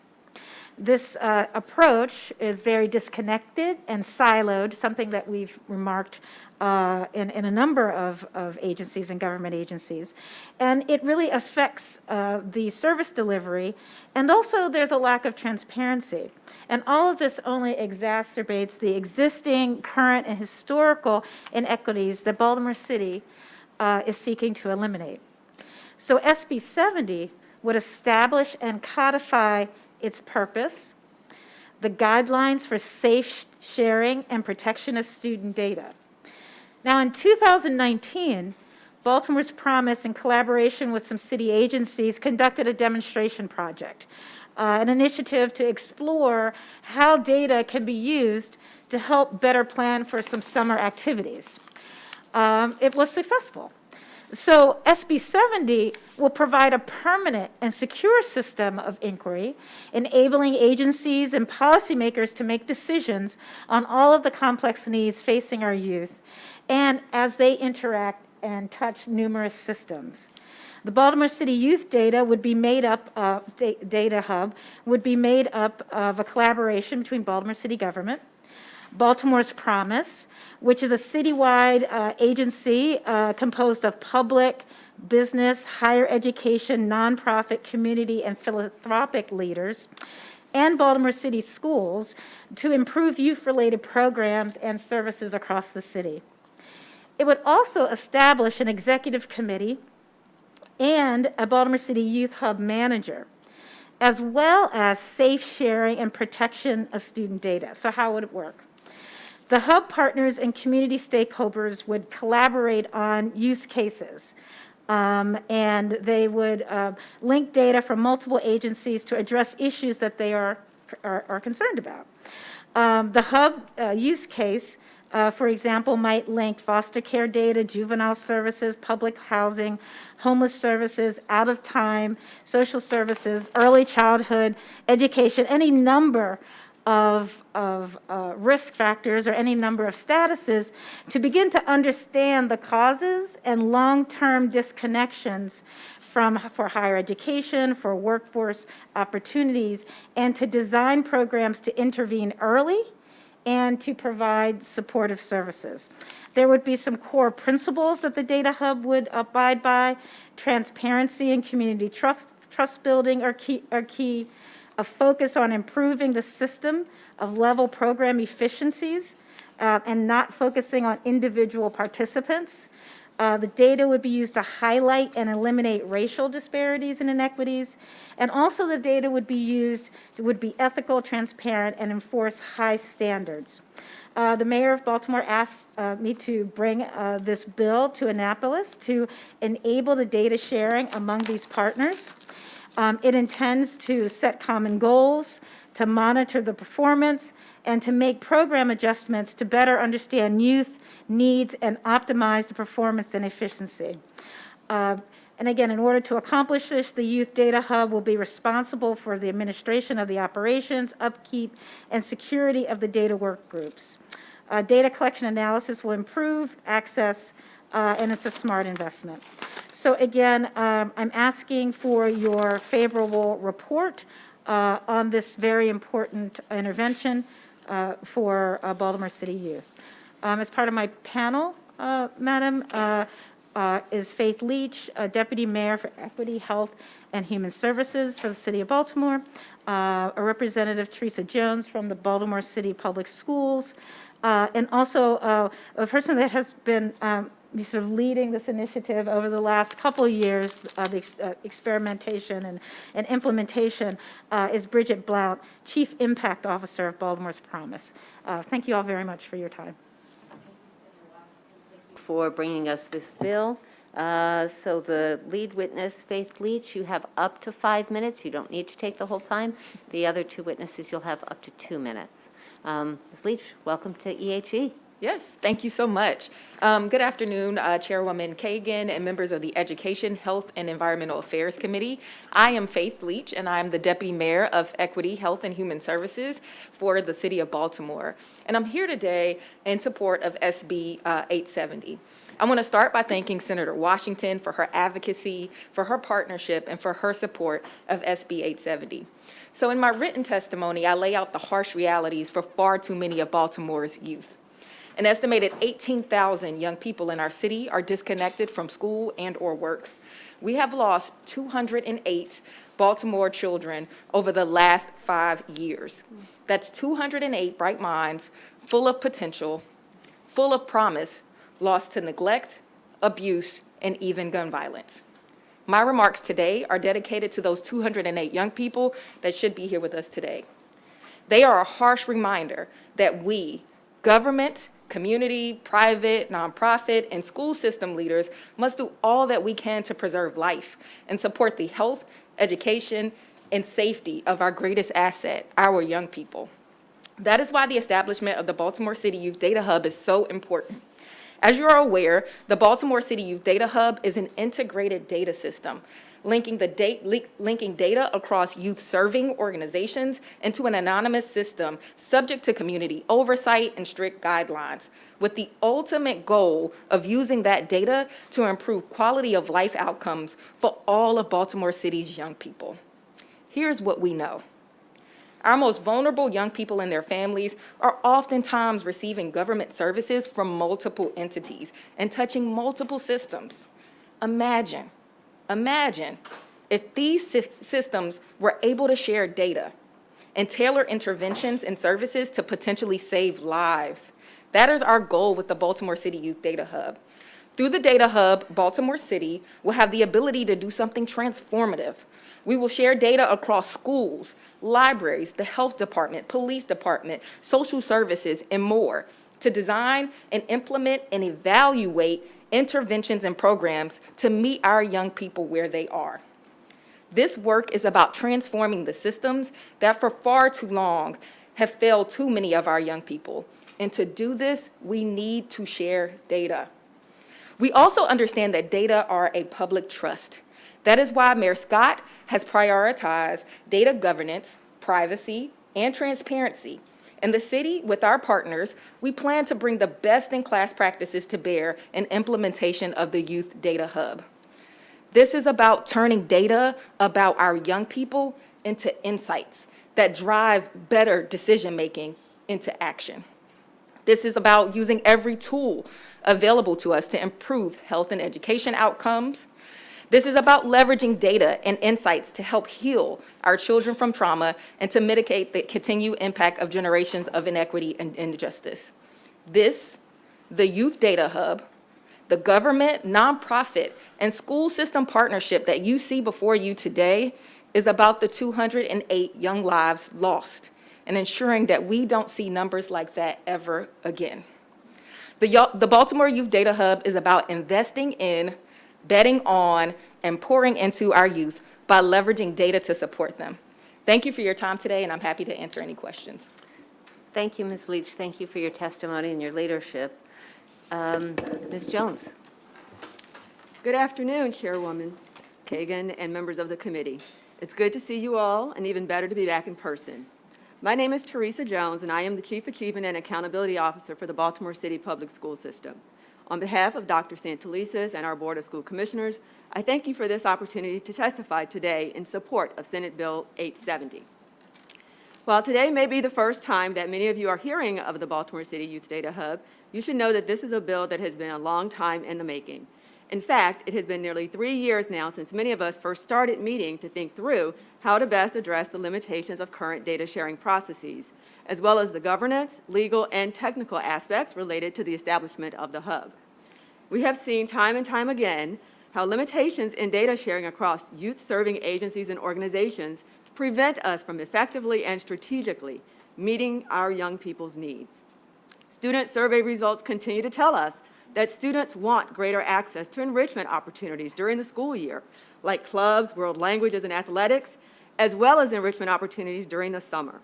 Historically, we've heard that over 20,000 young people are involved in enrichment and learning programs during the summer. What we don't know is what that unduplicated number is when it comes to program participation. While the hub would help us understand the counts, more importantly, it would allow us to have a better understanding of participation patterns, to inform efforts to eliminate gaps and promote equity when it comes to summer enrichment opportunities, and furthermore, to help us better understand how that participation is connected to youth success in school. As the public school system partner in this endeavor, we recognize that our students are not only facing challenges in education, but also in health, public safety, and ultimately economic opportunity after they leave us. Without the ability to share data across entities, we are often left to work with a fragmented picture of the services and risks shaping the lives of our students. To wrap up. Yes, Sorry ma'am. about that. Ms. Blount, Bridget Blount, welcome. Thank you. Good afternoon, and thank you, Vice Chair Kagan and members of the committee. For the record, my name is Bridget Blount, and I am the Chief Impact Officer for Baltimore's Promise and a lifelong resident of Baltimore City. I am here today to testify in strong support of Senate Bill 870, which will establish the Baltimore City Youth Data Hub for the purposes of understanding and addressing the needs of our young people. Over the past 3 years, key leadership represented here today, as well as more than 30 youth-serving community-based organizations, have been working to think through what would it look like for us to design a system that integrates, links data in order to collaboratively work together to understand what our needs for our young people. We have worked with national experts out of the Actionable Intelligence for Social Policy from the University of Pennsylvania, and more than 30 national partners are currently implementing similarly established integrated data systems. Access and use of the data integrated by the Data Hub would be will be governed by an inclusive governance committee that is made up of executive leadership from each partner contributing data, as well as informed by community stakeholders. All data shared by data providers to the Data Hub will comply with federal, state, and local regulations. All data prior to use will be de-identified, and we're using best practices in privacy and security to protect the data integration. Examples of other established efforts include those in Allegheny County, Pennsylvania, that has been established for more than 25 years. They have identified children receiving welfare services who need additional mental health services. They have increased it from 26% to 44%. In Chicago, more than 500,000 families have been able to receive support via the integrated data system. The Data Hub represents real lives, and how can we effectively support them? And as such, the Baltimore City Youth Data Hub will leverage data to generate more comprehensive understanding and insights. As such, we strongly urge the committee to give Senate Bill 870 a favorable report. I actually have a number of questions, and some of my colleagues may as well. We do have one more witness, and I wonder if one of you wouldn't mind relinquishing your chair just for 2 minutes, literally 2 minutes, and then maybe we can ask questions of all 5 of you. Justin Elsaz, is Justin here? Well, that might solve our problem then, doesn't it? Justin Elsaz, last call. Baltimore City Chief Data Officer was good. Oh, he is here. Okay. All right. Hi, good afternoon, everyone. My name is Justin Elsas. I'm the Chief Data Officer for the City of Baltimore.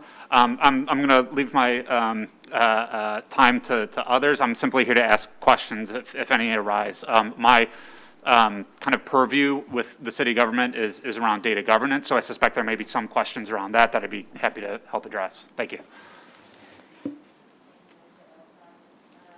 If, let's see, so Ms. Jones, I don't know if we can have all of you accessible, but while also keeping socially distant. So I don't know, maybe Mr. Elson. Anyway, okay. So first off, I don't know if this is a lovely question or a terrible question.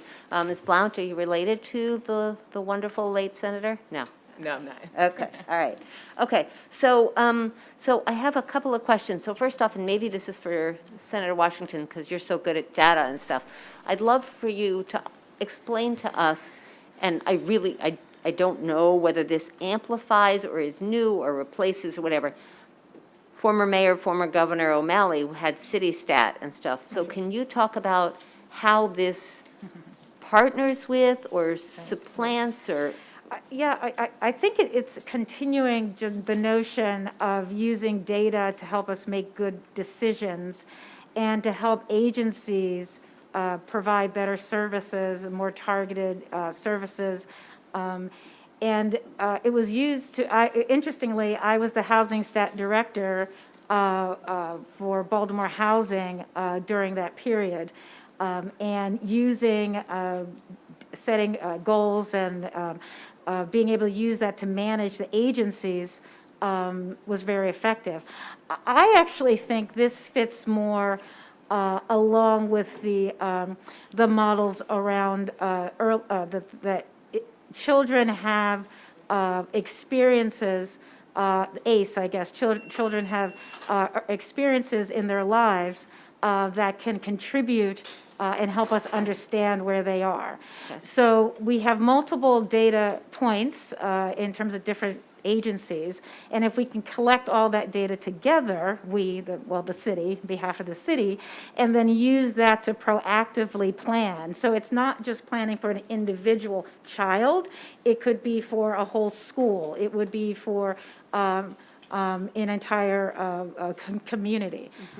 But more specifics, I would leave it to the others. But I do see it as continuing good governance, using data and information to help us make better decisions as policyholders, and also to be more accountable for our spending of government and taxpayer dollars. Thank you, Senator. And then this question might be for Mr. Elsaz.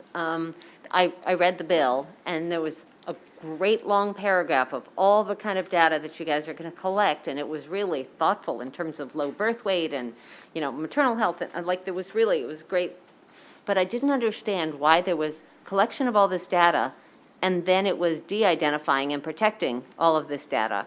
So if you could, especially, I'm always conscious of Social Security numbers and how toxic that can be and how dangerous that can be if someone gets access to your Social Security number. So can you please explain how it is that we're going to sort of gather it all up and we're going to let the managers look at it, but then it has to be separated and then it's back together and it's separated again. So if you could speak to that, that'd be great.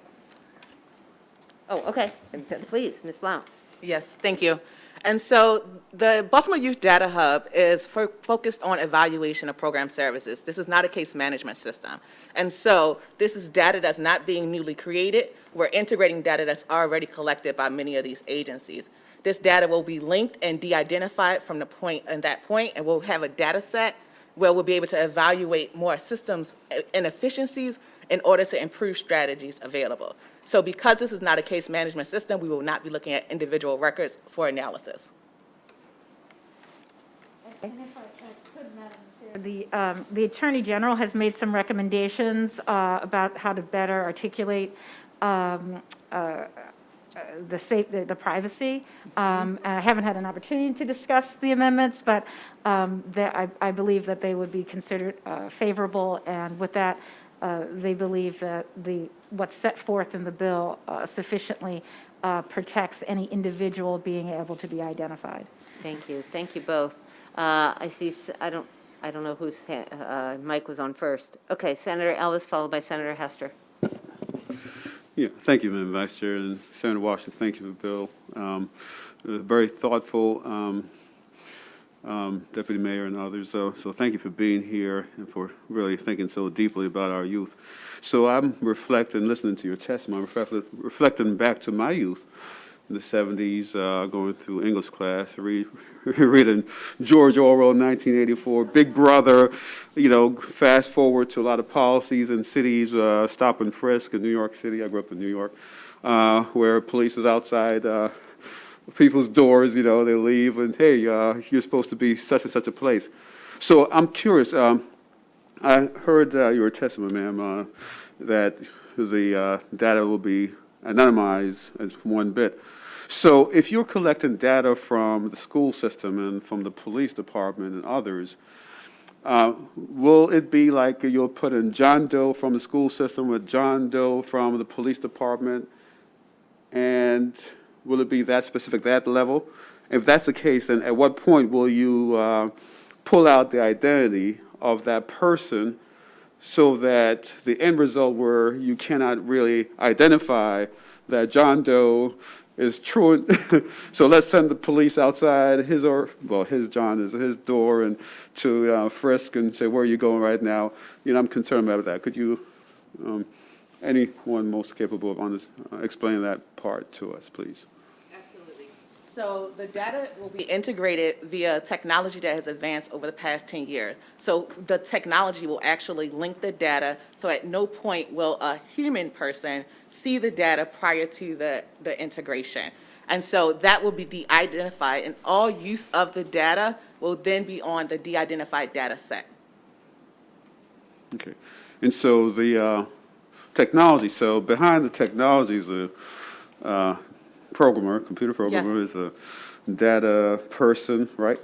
So some human will have control over that at some point, right? And could make sure that the individuals that are being linked is correct, the program is working correctly. Yes. And you go through and you have a computer program and it's working great for 2-3 years, and then you have a bug, and you have to be fixed. So someone will be able to go in and actually be able to make sure it's being done correctly. So what type of protections would be in the system to make sure that, that person, the real human who will know who John Doe is and all the connections, not be able to, cause violations of privacy and a lot of other constitutional protections? So within a system, there are role-based permissions. And so that will require that only particular people within who has access to the data will be able to ever see it for quality issues. There's also a non-disclosure agreement and confidentiality agreements. In addition, the Baltimore Youth Data Hub is being designed in alignment to projects only being approved that are in alignment with our values. And so because there's a strict governance process to approve one who has access and use to the data, there's also non-disclosure agreements as well as roles-based permissions within a system. We believe that that will kind of mitigate a lot of the issues related to who would have access to the data. Thank you. The other thing I did want to add here is that throughout the, once the data is within the system, the data actually will go through a process where it is going to be altered or disguised so that if there was someone who was able to access the data, they would not be able to actually understand the data. And so I think that's a key point around how we are adding these additional protections to ensure that individuals are not able to pull out individual level data about our young people. Okay, thank you. Senator Hester, followed by Senator Carrozza. Thank you. Senator, I'm really excited about this bill. Thank you for bringing it forward. I was trying to figure out, I mean, it says that there will be a governance body, of the agencies who are contributing the data. Who actually, owns or cares for or manages the data? Is that in the Baltimore City Mayor's office? Is it the group that's doing these pilots all over the U.S.? Which system is the data going into?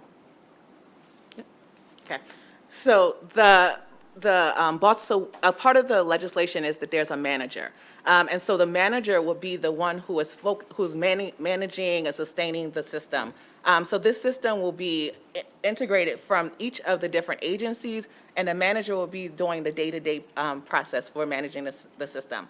And additionally, there's a technology vendor that will be able to support this process to ensure that it is, both private and secure. And so to add to that point about the city's involvement, so a number of our agencies, of course, will be sharing data into this system, but I like to talk about this as a public-private community partnership, right? So this is not just cities' data that's going into this system. This could also be data that comes in from other entities. Obviously, City Schools is going to be a partner, but there could be other providers and nonprofit partners that also link their data into this system. And so because of that, that's why I refer to it as this community, nonprofit, and city partnership, but the city will not own the data. We are actually releasing our data into the system, which will be managed by a data manager.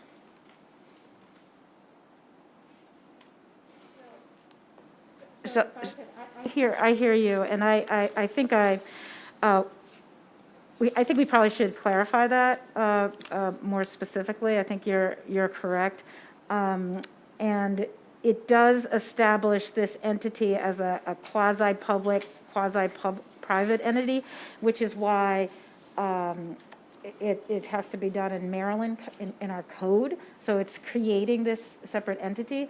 But I would love to work with you to make it, fit better or have it be more clear about the ownership. Because you're right, at some point, someone's responsible for the data. Am I getting that? I think there's three parts, but you and I can talk offline, but there's the technology piece. Right. There's the ownership piece, and then there's there's how the data can be used. And I assume that would be done by the board. Right, right. But you want to also make sure that the technology vendor that you're using is a good one. And if the Department of Health, the local Department of Health, which is a state agency, has to connect in, there's going to be procurement hurdles there as well. Gotcha. So happy to help. I love the bill. Yeah, thank you. Senator Thank you for that. Carrozza. Thank you, Mr. Chair. Thank you, Senator Washington. And I think I'm picking up on Senator Hester's question, and I just mainly wanted to first understand, because as I was reading through the bill and looking, and I kind of understand the whole wraparound approach and the integrated approach, but then my thinking was, what does it mean are we capturing data of youth that are recipients of state programs, whether it's human services or whatever? And if so, I don't see the state mentioned in the bill and how that interaction works. So I first of all, I was trying to understand what the state role was. And then two, because it says authorizing certain entities to provide data. So if we are authorizing state departments and agencies to provide data, I didn't see that any state representatives kind of involved in this or named. So I was trying to understand a little bit more the interaction between the city and the state on it. Yeah, certainly the foster care data, if they're on Medicaid, all those would be state, that would be state data, but I hear your question. We can follow up on, if we can clarify that further, but you can certainly ask the city. Yep. In this, okay. Yeah, no, I think it's a good idea. Thank you all. I believe, we heard from Mr. Elsaz? Yeah. Okay, thank you all. The rest of the testimony is written, so that will complete the hearing. As I said earlier, there's no opposition to the bill, which again, doesn't mean there might not be amendments or debate. But yes, thank you all. Thank you very much. Okay, we're going to move to Senator Beidel, who has two bills before us. We'll start with 696, the LARP type bill for nurses and nursing workers. We'll start with that. The good senator will be followed by Len Lucci. Mr. Lucci, you want to come up? Welcome to Annapolis. And then Aaron Dorian. Once again, there's no opposition to this bill. There's a lot of favorable testimony. No, that's not true. Board of Nursing opposes. There's a lot of written testimony, but there's no oral opposition today. So we'll start with Senator Beidel, then Mr. Lucci, then Ms. Dorian. Welcome. Good afternoon, Chairman Pinsky, Vice Chair Kagan, and members of the committee. For the record, this is Pamela Beidel, District 32. Thank you for the opportunity to present Senate Bill 696. Nationally, as you know, we're experiencing a short staffing crisis in healthcare.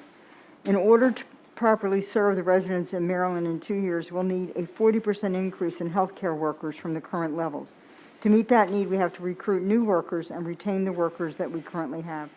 One barrier to entering the healthcare industry is the high cost of the required education, including high tuition rates, licensing fees, and other associated expenses necessary to enter the industry. These expenses discourage many candidates from entering the industry in a time when healthcare worker shortages are occurring in record numbers. Depending on the field of nursing, nursing certification programs can cost thousands of dollars, and additionally, many nurses and nursing workers will often have to obtain numerous certifications and degrees to become fully certified. Maryland's successful total cost of care model drives the need for a more skilled workforce. In our hospitals, the nursing profession is rapidly changing to improve patient-centered care. Meanwhile, hospitals are increasingly coordinating complex care, such as skilled nursing, rehabilitation facilities for discharged patients. Senate Bill 696 establishes the Maryland Loan Assistance Repayment Program to provide loan repayment financial assistance to cover education loans, including tuition and related education expenses. It requires the Maryland Department of Health to commence a work group to analyze how this or other programs can produce more nursing students to practice in marginalized areas. And I know you've heard other bills about how we can create more workforce in the healthcare industry. It's really become a crisis. But upon recommendations from the work group, the General Assembly could implement a permanent funding source that include any eligible federal or state funds. The department should prioritize applicants who work in nursing fields where the staffing shortages can be prioritized by region or specialty. To apply for this assistance, an applicant must be employed through an eligible employer, including the state or local government, private, public, and other entities that employ nurses or nursing workers. As the needs of our state's nursing workforce continue to increase, I respectfully request a favorable report on Senate Bill 696. Mr. Lucci, welcome. Thank you, Mr. Chairman, members of the Environment, Health, and Education Committee. It's a pleasure to be here today in person. I represent 1199 SEIU United Healthcare Workers. It's the largest organization of healthcare workers in the United States. Within Maryland, it's the largest organization of nurses in the state of Maryland. And I'm glad to be here joined by my friend Aaron Dorian from the Maryland Hospital Association. Many of you may recall in past years that our two organizations are down here opposing each other on labor management issues. But this year, we believe that the most imminent crisis facing the state of Maryland is the lack of healthcare workers. And we decided rather than working against each other, we would work together and come up with this legislation and another piece of legislation that'll be heard later this week in another committee. The problem, as Senator Beidle said, of shortage of healthcare workers is really severe. It's affecting many hospitals all over the state, and it's something that the employers and the employees agree together that something needs to be done about it. I also want to point out this is a look at the sponsor line. It's a bipartisan list of sponsors and co-sponsors because this really is not a partisan issue at all. I'd like to talk about the funding for the bill. The bill is very broad in terms of where the funding could come from. The general fund, federal funds, permanent source would come up from the work group or Board of Nursing fees if there are no state funds. And the fiscal note says on page 5 that the fund balance for the Board of Nursing is $55.2 million by the end of fiscal year 2022, and therefore it should be able to direct $400,000 for this program. This bill is similar to a previous law passed for doctors, and it's modeled after that. That's worked successful. We need to get the pipeline moving, and that's why we're so grateful to Senator Beidle and Senator Eckert for sponsoring this bill, and we urge you to give it a favorable report. Mr. Lucci and Ms. Dorian. Thank you, Mr. Chairman and members of the committee. I want to thank Senator Beidle for sponsoring this piece of legislation and Mr. Lucci for being a great partner here. I don't have much more to add. I just want to draw your attention to my written testimony where we discussed the lack of faculty and clinical preceptors for nursing education.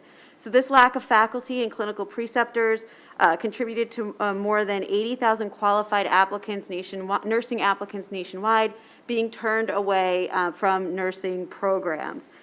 The loan repayment would support recruitment and retention and encourage nurses to continue on to advanced education. If these nurses then decide to become preceptors or become faculty, that would then add to the pipeline of nurses that could go through schooling. So we know that we need an investment in the health of all Marylanders, and we need to invest in our workforce, and we urge a favorable report on Senate Bill 696. Questions for the sponsor or the two witnesses? Just one, and I'm looking to fiscal note. So the additional $400,000, that's a wash coming from another fund, or is that a cost of the program? That's how much the state is asked to appropriate, either from general funds or from Board of Nursing fees or from federal funds or from a permanent funding source that the work group would recommend to the legislature. So it's written broadly to be accommodating to whatever the needs are. So, I mean, it is $565,000 annually. Correct. That's right. That's the estimate. Okay. Senator? Yeah, thank you. And this is a very important topic. So it's $500,000. What's the process they apply for? Because you have tens of thousands of nurses and so forth. That obviously wouldn't put a big dent in the educational. So how do you prioritize who gets that money? Senator, the fiscal note says that MDH must adopt the regulations to implement the program, so they'll be making that decision how to regulate and distribute the funds. Have you had a chance to talk with them to see how they would do this, or is it just, have they proffered any way? I mean, I'm just curious how it would work since you're putting this forward. Please, yes, Aaron will answer that, Senator. Sure. So The Department of Health currently administers the Loan Assistance Repayment Program for physicians and physicians' assistants. That program is a partnership between the state and the federal HRSA agency. Nurses are an eligible category of provider under the federal grants. So MDH would likely, and I have not spoken to them, so I would like to go back and speak to them, but they have some experience administering this type of program with physicians and physicians' assistants, and I believe that they would use that experience to develop the regulations for the nursing program. Okay, because my only concern is, I think you have so much need out there and so little money. How would we go about prioritizing who got the money first? Because there's very limited money based on the number of nurses out there. And I would encourage you to just talk to them and see what their thoughts on that. So, thank you.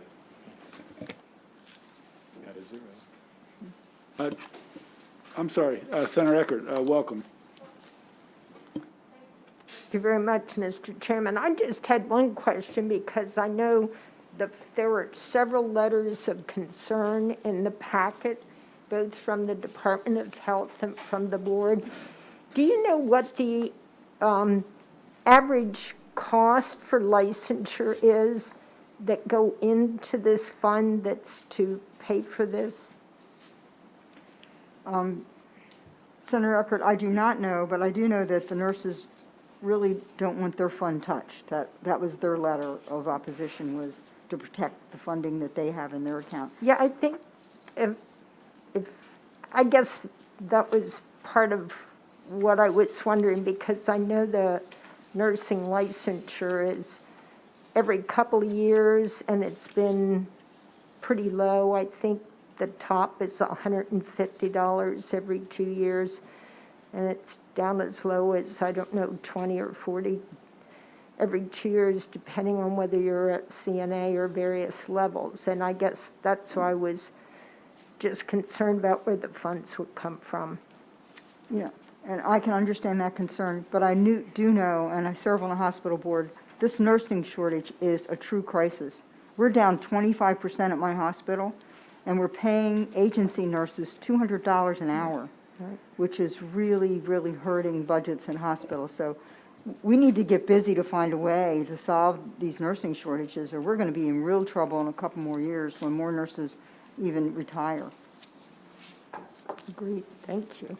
Thank you, Mr. Chairman. Sure. Yeah. Vice Chair Kagan. Thank you, Mr. Chair.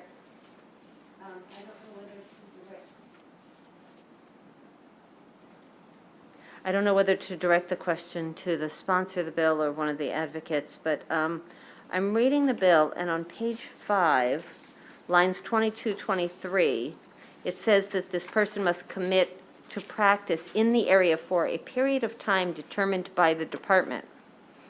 And then on page 8, lines 13 through 19, it says blah, blah, blah, and who agrees to practice for at least 2 years in a geographic area of the state designated, blah, blah, blah.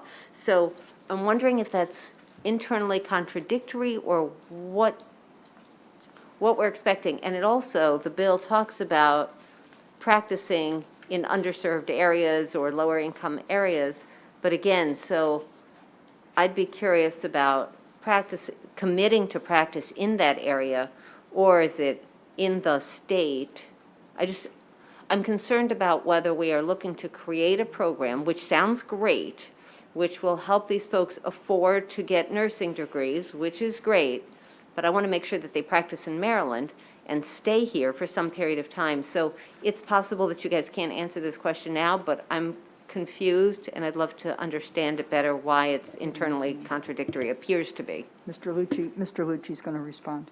Thanks, Senator. I remember discussing this with the bill drafter, and he believed that this is internally consistent because it would be 2 years in the area that's underserved, but then they could have you practice in the state or a larger area for a longer period of time, but at least 2 years in the underserved area, but with the flexibility of a longer requirement for a broader area.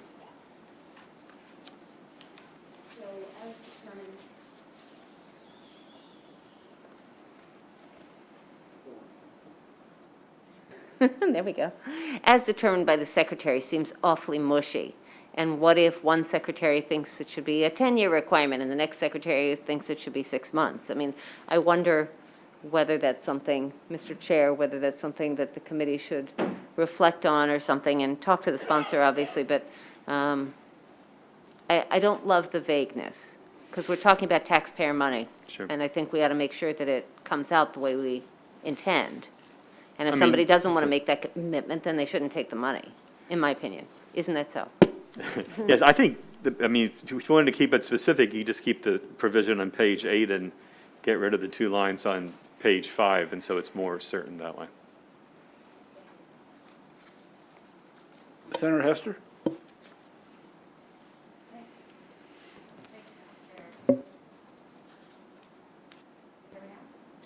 Not yet? Okay, thank you very much. I was just, you know, I've been thinking about this, and Senator Simonaire asked if it was enough, and I'm looking in the fiscal note, which says that if 10% of the nurses and nursing workers applied, 23,800 applications would be received annually. So if you do the math, which I haven't done, that's a very, very small amount of those who could actually apply. So I guess I would support, you know, if we could find additional funding, and wonder if it's I know this industry has faced shortages for a long time, but it's particularly acute right now. So could we make it a bigger, like, one-time appropriation to try to fill up these jobs now? And the second part of that question is, you mentioned that the hospitals are going to contract nursing, which pays like $200 an hour. Is there in the fund, is there a way for the private sector to contribute to this as well? Because they're going to be the beneficiaries, correct? Well, the state would too, but.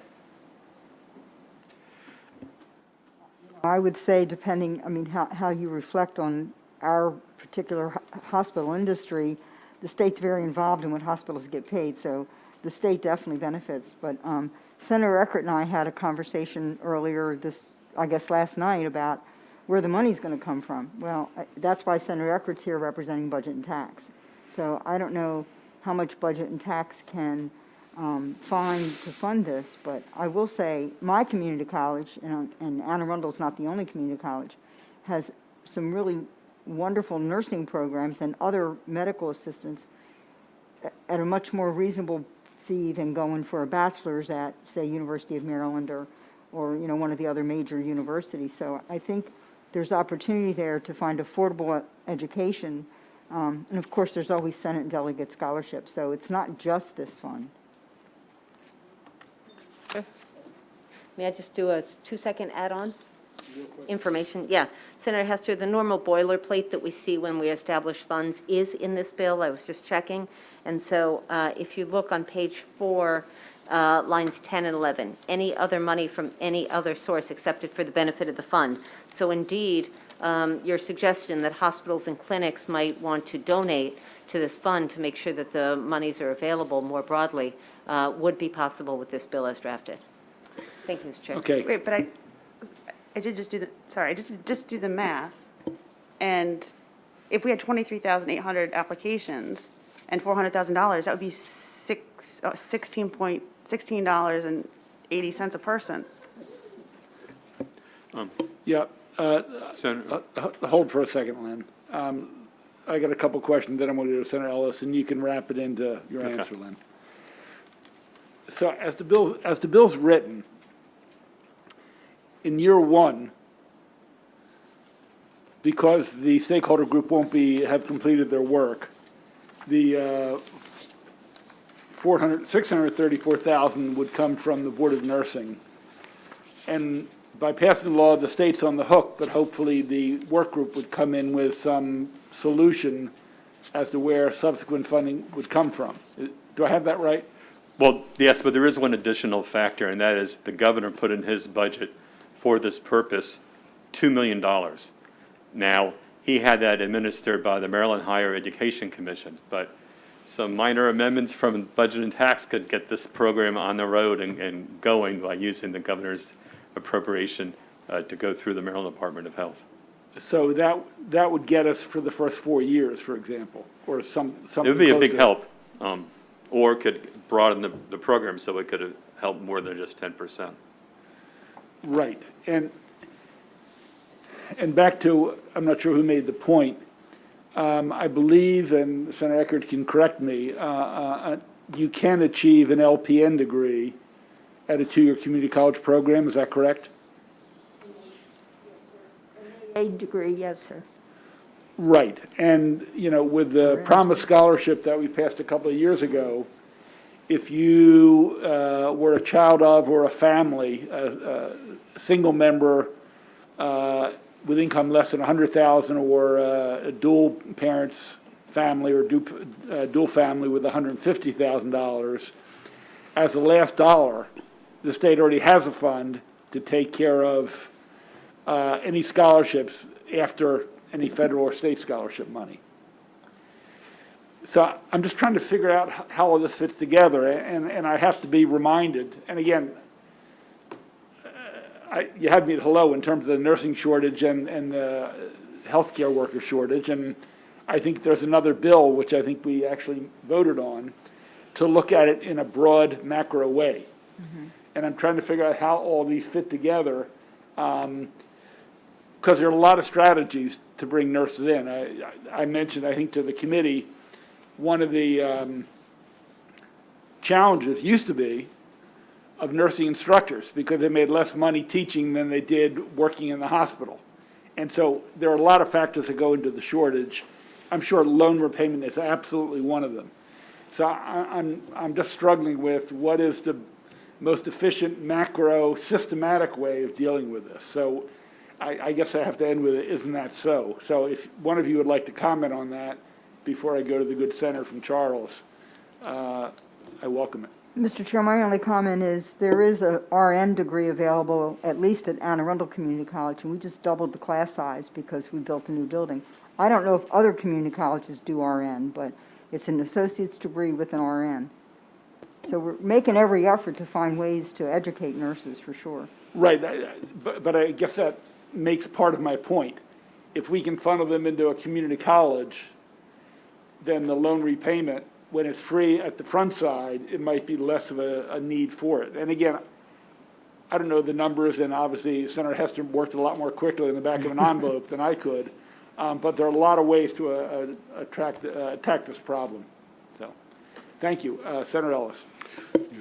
Thank you, Mr. Chairman, and Senator Bottle, thank you for this bill and this important issue. Come from let me say, my late mom was a nurse, and she went through the 2-year initially at the community college and became RN. And my family has lots of registered nurses. I think the second largest suppliers of nurses to the U.S. are Jamaicans, right behind the Philippines. And, you know, very interesting that, follow up with Senator Hester's question, her crunching the numbers as far as with the number of potential applicants and come down to maybe $16 if everyone gets some relief. No, that's a very good thing. So I'm crunching the numbers also here and saying that I think I did hear you say, and other folks said, that you contract nurses are getting upwards of $200 an hour. Is that correct? Did I hear that correct? That's correct at my hospital. Okay. I can't speak Yeah. for all. So doing another crunch for a 50-week work year, 40 hours per week, that's $400,000 that nurse would make. No, Senator, that's what the agency's making. That's not what the nurse is making. The agency, you'll see a bill later this year on price gouging, and it's the agencies that are profiting.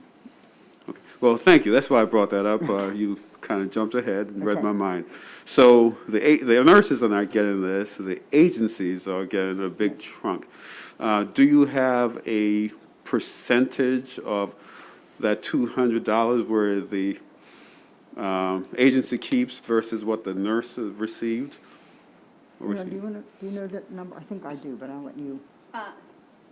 So if I may, Mr. Senator, there's actually very little transparency into what the agency is retaining versus what they are actually paying the nurse.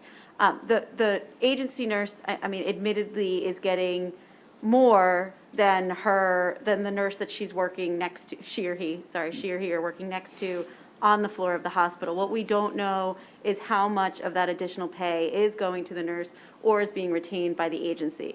Anecdotally, I can tell you that what we've heard that has been starting to happen in our hospitals is that hospitals are are negotiating with the agencies for a lower rate, and then those agencies are passing the entire amount of that rate cut onto the nurse, rather than them taking a little haircut and the nurse taking a haircut. That's just anecdotal, and there's very little transparency.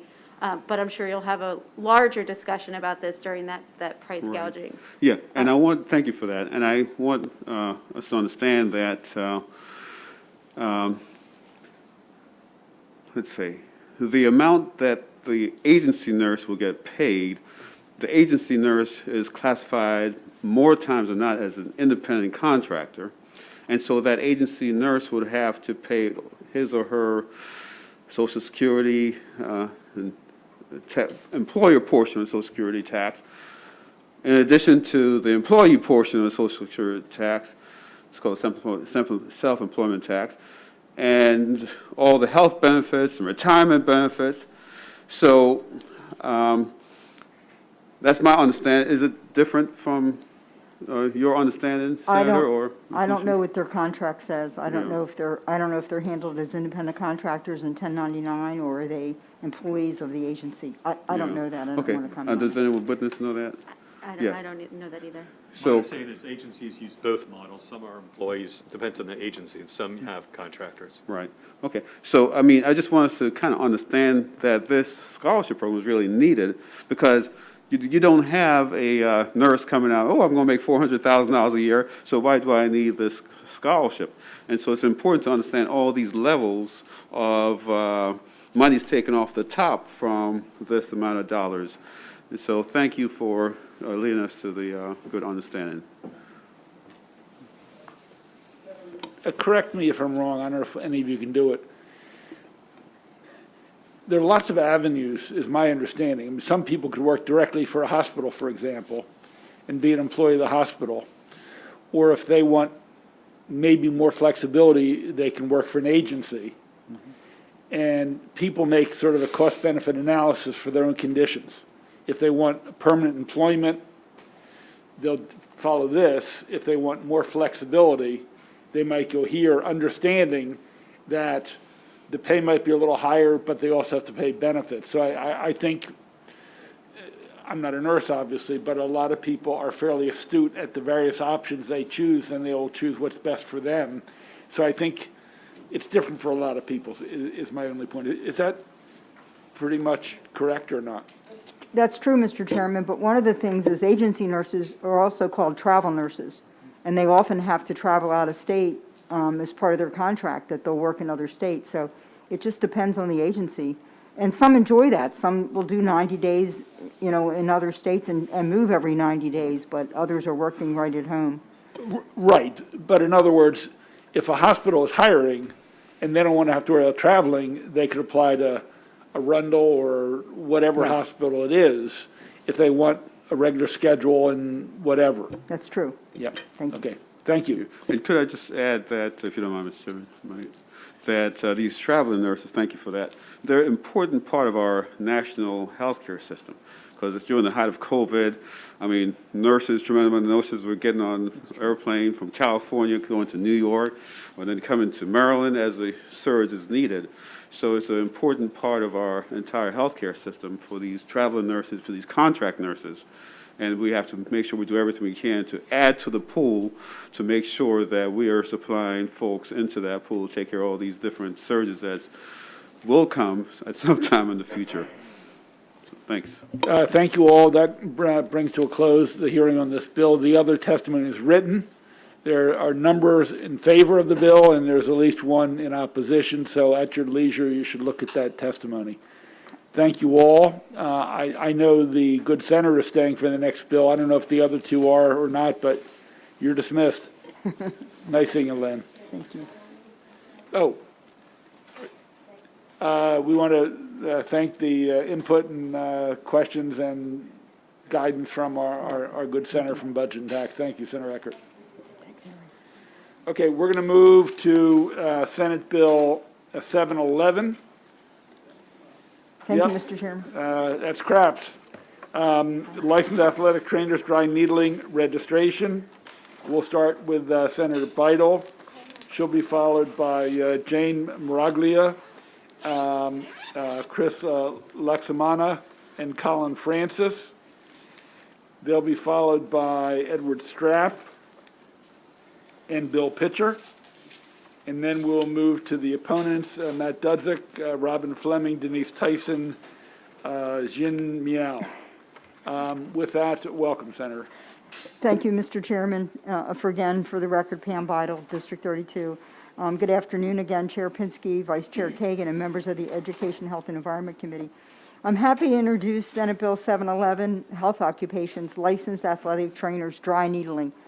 I think this bill is going to be maybe a lot more fun, but some other controversy than our prior bill. But this is an important bill for our state athletic trainers and athletes, and for our educational institutions. Athletic trainers from the Baltimore Ravens, who are with us today, Baltimore Orioles, University of Maryland, United States Naval Academy, and Towson University all support this bill. Our universities and professional sports teams are recruiting athletic trainers from other states who are certified to dry needle. That's 26 other states. Athletic trainers are certified to do dry needling. In Maryland, the Board of Physicians has said dry needling is not within the scope of an athletic trainer.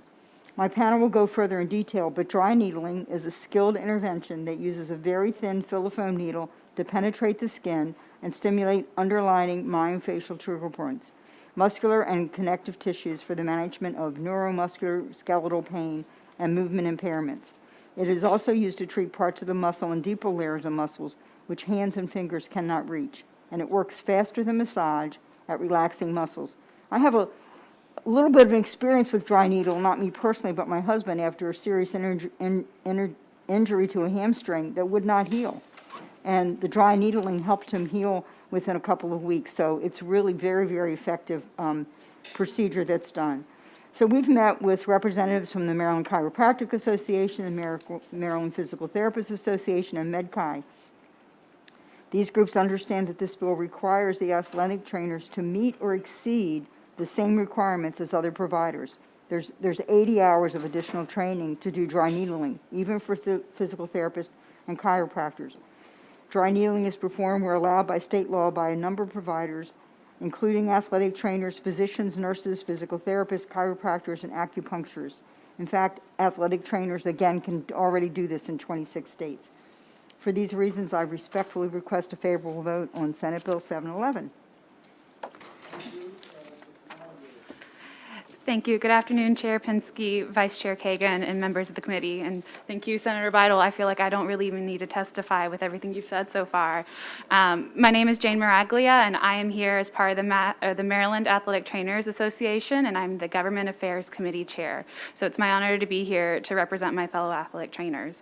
So as Senator Beidel said, dry needling is the use of the thin filiform needle to penetrate the skin and stimulate the underlying myofascial trigger points, the muscular and connective tissues, and this is used for the management of neuromuscular skeletal pain and movement improvements. It treats all of the muscle, including the deeper layers, which you can't always get to palpate with your hands. Once you use the dry needle, deactivation of the trigger point can bring immediate relief of the symptoms, and which cannot be obtained from other treatments. There are currently 26 other states in the District of Columbia where athletic trainers who are properly trained and certified to dry needle are allowed to perform the skill for their athletes. The skill of dry needling is one that is shared with other medical professionals such as physical therapists, chiropractors, and physicians. So that is why MATA has reached out to these stakeholders in the months leading up to today. We've had discussions with the Maryland Department of Health, the Board of Physicians, the Athletic Training Advisory Committee, the APTA of Maryland, and the Maryland Chiropractor Association and MedChi, which is the Maryland State Medical Society. Our sponsor, Senator Bidel, was present for many of these meetings where Senate Bill 711 was discussed. And at those times, no concerns were made known. None of the stakeholders presented amendments. We also reached out to the Maryland Acupuncture Society asking for questions and amendments, but we did not receive anything back. Patient safety is always paramount. As athletic trainers, we have extensive training in emergency care. In fact, acute care of injuries is one of our national educational core competencies. This immediate emergent management is one of the reasons why athletic trainers are so ideal to be candidates to certify in dry needling. The national organizations who certify healthcare professionals in dry needling set the prerequisites for their classes. Sue Falzone is a physical therapist and an athletic trainer who founded one of the nation's premier dry needling certification programs. She also published a peer-reviewed research study which compared athletic training educational preparation to the professionally developed guidance from the Federation of State Board of Physical Therapists. In her study, she found that 89% of the tasks that were provided through from the State Board of Physical Therapists were completed in the entry level for education programs for athletic training. This is very comparable to the 86% that they found of the tasks which were provided through the PT entry level education. The knowledge requirements include the knowledge related to evaluation, assessment, plan of care development, documentation, safety, and professional responsibilities. In other words, athletic trainers and physical therapists have very similar educational backgrounds to prepare us for advanced training for the dry needling certification. National organizations such as Integrative Dry Needling, Structure and Function, and the International Academy of Orthopedic Medicines offer their dry needling courses to athletic trainers, physical therapists, chiropractors, physicians, and nurse practitioners. Athletic trainers take the exact same certification class for dry needling as all the other professionals in the class. In fact, most of the time, these medical professionals are in the exact same class at the exact same time, passing the exact same skills and the exact same competency tests. We are performing the exact same skill. This bill, Senate Bill 711, matches the same strict requirements and languages that are currently in place for Maryland physical therapists. We are proposing the same advanced training requirements of 80 hours of instructions and hands-on experience as the other stakeholders who are able to perform the skill of dry needling in the state of Maryland. Additionally, our supervising physician must agree to let athletic trainers complete the specialized skill of dry needling as part of our evaluation and treatment protocol after we are certified. Next, you will hear from 2 athletic trainers who have completed the requirements to perform dry needling in other states before getting recruited to organizations in Maryland. So thank you for your time today, and please support Senate Bill 711. Nice timing. Thank you. Mr. Laksamana. Good afternoon, Chair, Vice Chair, and members of the committee. My name is Chris Laksamana. I'm the Senior Associate Athletic Trainer for football at the University of Maryland. I've been a certified athletic trainer for 25 years. I've been certified in dry needling since 2018. I received my certification through a course called Foundations in Dry Needling for Orthopedic Rehab and Sports Performance. The course was over a 4-day span, which involved 25 hours of coursework and hands-on experience, which included other healthcare professionals such as physical therapists and chiropractors. Prior to my arrival at the University of Maryland, I worked as a senior associate athletic trainer at the University of Michigan. In the state of Michigan, athletic trainers are allowed to dry needle as part of their State Practice Act. I was able to make a tremendous impact with the student athletes that I worked with that included Olympic gold medalists from swimming, U.S. national team members from field hockey, men's gymnastics, water polo, and future professional baseball players.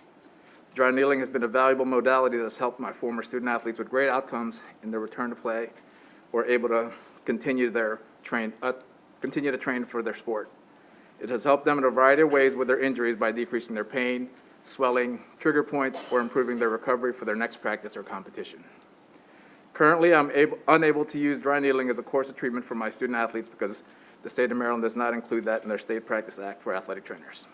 As a result, I'm hindered in my ability to provide a high standard of care to my current student athletes, and my impression is that athletes are at a disadvantage because they cannot otherwise receive dry needling in a manner that easily accommodates their already demanding class and practice schedules.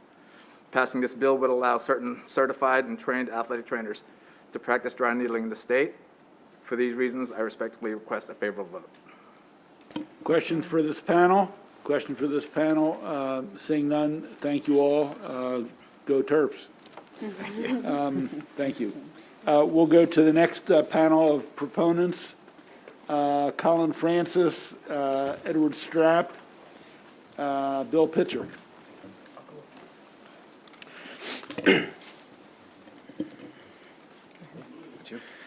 Hello, my name is Colin Francis. I'm an assistant athletic trainer at the Baltimore Ravens. I'm also the executive director of a nonprofit, the Baltimore Area Sports Health Initiative. I honestly think I have the best job in the world, and most people don't even know it's a job. When I'm asked what I do, I usually say, hey, when you're watching a game and somebody gets hurt, the people who run out there, that's me. Now, that's an athletic trainer. Most of my friends only see me work when I'm giving water during one of the timeouts. But the truth is, we do so much more. Our jobs are to do everything we can to help the Ravens players stay safe and return from injury as fast and as strong as they can. After we evaluate and aid in the diagnosis of injury, we do all of the treatment, rehab, and return to play work. Unfortunately, currently in this state, we can't do everything we can to help them return. Adding dry needling to my scope of practice will allow me an opportunity to use an advanced skill to help our Ravens athletes. Previously, I served as the head athletic trainer and director of rehab at Indiana University. My dry needling certification was hosted through IU, and for the entire course, the lab and the lecture, I was learning alongside athletic trainers, physical therapists, and chiropractors. For 2 years, I was able to use this technique with the football players. It's been described as a true game changer in patient care. The anatomical basis of the skill really allows an athletic trainer to use their knowledge to its full capacity. While working in Indiana, I found great success in patient outcomes. I was excited and eager to continue this practice when I moved to Baltimore. I pride myself in being innovative and creative when working with the athletes. We build amazing relationships with our patients, and we build the trust needed to treat their mind and whole body. With a limited scope of practice in Maryland, I am handcuffed in my ability to use alternative methods to heal the body. I am not able to do everything I have been trained to do to help the Ravens. This is why I ask for your support of Senate Bill 711. I appreciate your time and look forward to any questions. Thank you, Mr. Francis. Mr. Strapp? Good afternoon, Chairman, members of the committee. I am Ed Strapp. I am a certified athletic trainer, also a trooper flight paramedic with the Maryland State Police. It's a privilege to be here on behalf of the Maryland Athletic Trainers Association. When Richie Bancells, the longtime head athletic trainer for the Baltimore Orioles, when he gives you a call, it's kind of an important call. When he realizes that his staff can perform dry needling around the country, but can't do it here in Maryland with their athletes, you realize it's time to look at some action.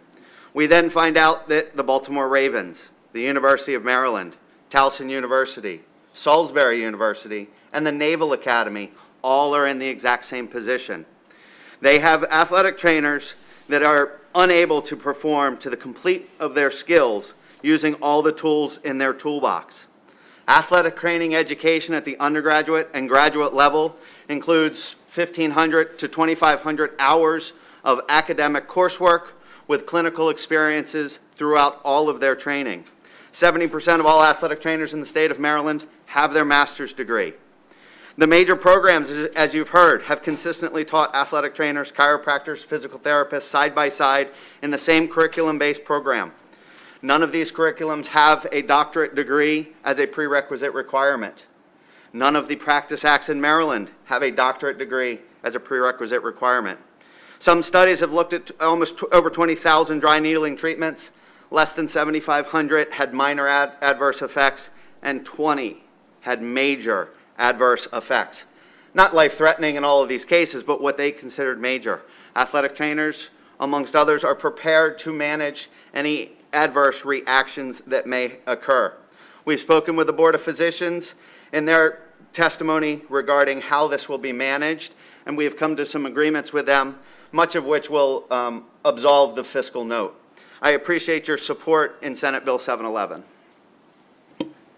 Thank you very much, Mr. Strapp. Mr. Pitcher? Thank you, Mr. Chairman, members of the committee. Bill Pitcher here on behalf of the Athletic Trainers Association of Maryland. I'm not going to talk about the clinical aspects of this. You've heard from the experts, and you can also see from some of our witnesses that this is a situation that could affect how our sports in Maryland are handled compared to what other states are doing. I'm here basically to tell you two different things. The first one is that a few years ago, when the physical therapists asked the Attorney General's office for an opinion dealing with scope of practice, that was in response to basically opposition from acupuncturists who at the time said, no, they basically have the franchise on dry needling, and no one else should be able to get it. The Attorney General, in a very long and well-reasoned opinion here, said a couple of different things. And you know this because you hear these turf battles all the time. Frequently the case, this is quoting, the case that scopes of practice of two occupations overlap. There's nothing intrinsically amiss about legislative authorization for two separate health occupations to perform the same acts. Overlapping scopes of practice for various healthcare professions, it's up to the General Assembly, has fostered in this bill consumer choice in the selection of treatment in the practitioner. So it's already been opined, and we think that it's on solid legal ground. The last thing is that, and actually Ed mentioned it, the Board of Physicians pointed out some concerns. We have met with them. We think that most of those concerns are already pretty much settled. We're going to try to work on some language over the next few days and work that out. But we, in principle, agree with everything that they were saying. That was the way we wanted the bill drafted, and it didn't come out that way. Otherwise, we'd ask for a favorable report.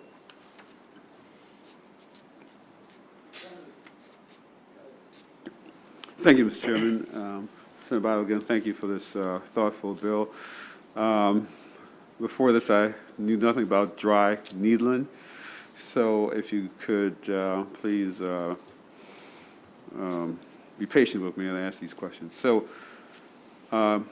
it's mentioned that our professional teams and college teams in Maryland, our athletes don't have the benefit of this treatment. So, but I heard Ms. Pritchard said that I think a group can do this, authorized to do this. So does any of these teams that have mentioned have on staff or whatever others who can do this procedure, and is it getting done? So are you asking, do we hire people specifically just to do the dry needling? Well, is it being done? Not Yes. So to answer your question, yes, it is being done by a certain group of professionals. Athletic trainers, though, cannot do that yet. Right.